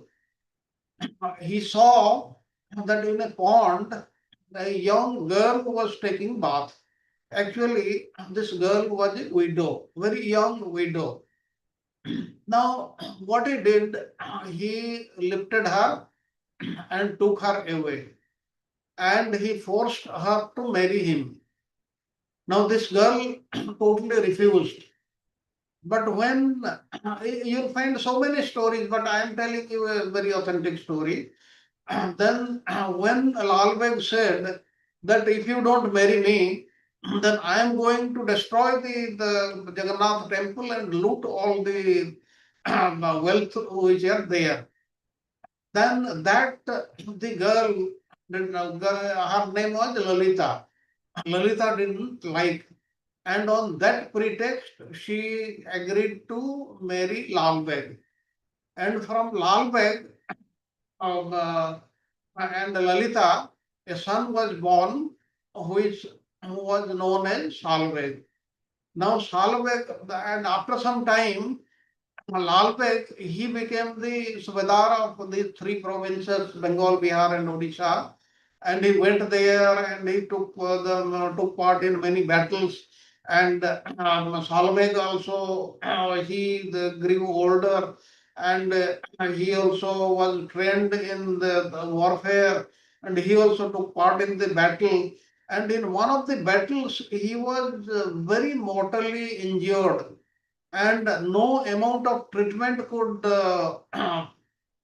cure him. And his father also got killed. That means he came to his mother. The mother did everything, but it did not improve.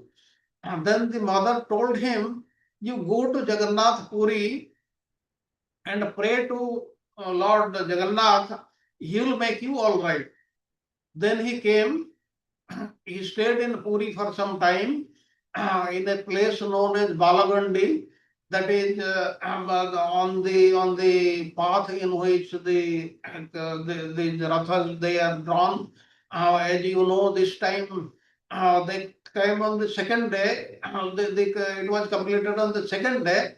On the first day, where the Balabhadra Rath was positioned in that place, there is a samadhi of Salveg also. And during his stay, he was not allowed inside the temple. As you know, anybody from other religion, they are not allowed inside the Jagannath temple. Who are allowed? Only the Hindus and the Sikhs. Sikh also they are allowed, not all others. Then he decided to go back to Vrindavan, and he remained there for many years. But in one of the 1 year, he wanted to come for the Ratha Yatra festival, but he was at a great distance. He could not reach Puri in the correct time during the Ratha Yatra. That's why, if you remember that song which yesterday the Archana Mahataji had sung, that gives the details of that. Then he started praying the Supreme Lord, that is Jagannatha, that I should be able to see you. Then what happened in Puri, the Jagannathas, that the three Rathas, they did not move under any circumstances. They tried their best, but for 3 days they remained there only. And when Salveg came and he had darshan of Jagannatha, then only the Rathas they moved. So that is what is the story in very brief of Salvega. He was a great devotee, even though he was a Muslim. So that is the one. Anything else Thank you want you. to talk? Thank you, Prabhuji. Thank you so much, Prabhuji. Actually, if you see in this Wikipedia or in internet, you will find many stories, but there are authentic stories also. Okay, then we will conclude the today's class with the Nrsimha prayers. हाँ प्रभुजी. Yes, Prabhuji. Yes. Shrimad Bhagavatam की जय हो. नमस्ते नरसिंहाय, नमस्ते नरसिंहाय, प्रह्लाद लाददायिने, प्रह्लाद लाददायिने, हिरण्यकशिपूर्वक्षः, हिरण्यकशिपूर्वक्षः, तिलटङ्कानखालये, तिलटङ्कानखालये, इतो नरसिंह परतो नरसिंह, इतो नरसिंह परतो नरसिंह, यतो यतो यामि ततो नरसिंह, यतो यतो यामि ततो नरसिंह, बहिर्नरसिंह हृदये नरसिंह, बहिर्नरसिंह हृदये नरसिंह, नरसिंहमदिं शरणं प्रपदे, तव करकमलवरे नाथा, अद्भुत श्रृंगार दलिता हिरण्यकशिपु तनुभृङ्गान्, केशवधृता नरहरिरूपा, जय जगदीश हरे, जय जगदीश हरे, जय जगदीश हरे, जय हो नरसिंहदेव नरसिंहदेव नरसिंहदेव जय हो नरसिंहदेव जय हो प्रहलाद महाराज प्रहलाद महाराज प्रहलाद महाराज जय हो प्रहलाद महाराज जय जय प्रभुपाद प्रभुपाद प्रभुपाद प्रभुपाद जय जय गुरुदेव गुरुदेव गुरुदेव जय जय गुरुदेव विघ्न विनाशक श्री लक्ष्मी नरसिंह भगवान की जय हो भक्त शिरोमणि प्रहलाद महाराज की जय हो सर्व डिवोटी की जय हो श्रीमद् भागवतम की जय हो Hare Krishna Krishna Krishna Hare Hare Hare Ram Ram Ram Hare Hare thank you Prabhu ji dandavat pranam to all devotee Thank you, Babaji. Thank you very much. Thank you, Thank Prabhuji. you. Thank you, Nitya Thank you, Mataji. Prabhuji. Nitya Thank Saki you. Mataji is showing Thank you, the Mataji. Thank you carpet. Prabhu ji Thank you, Mataji. Thank you very much.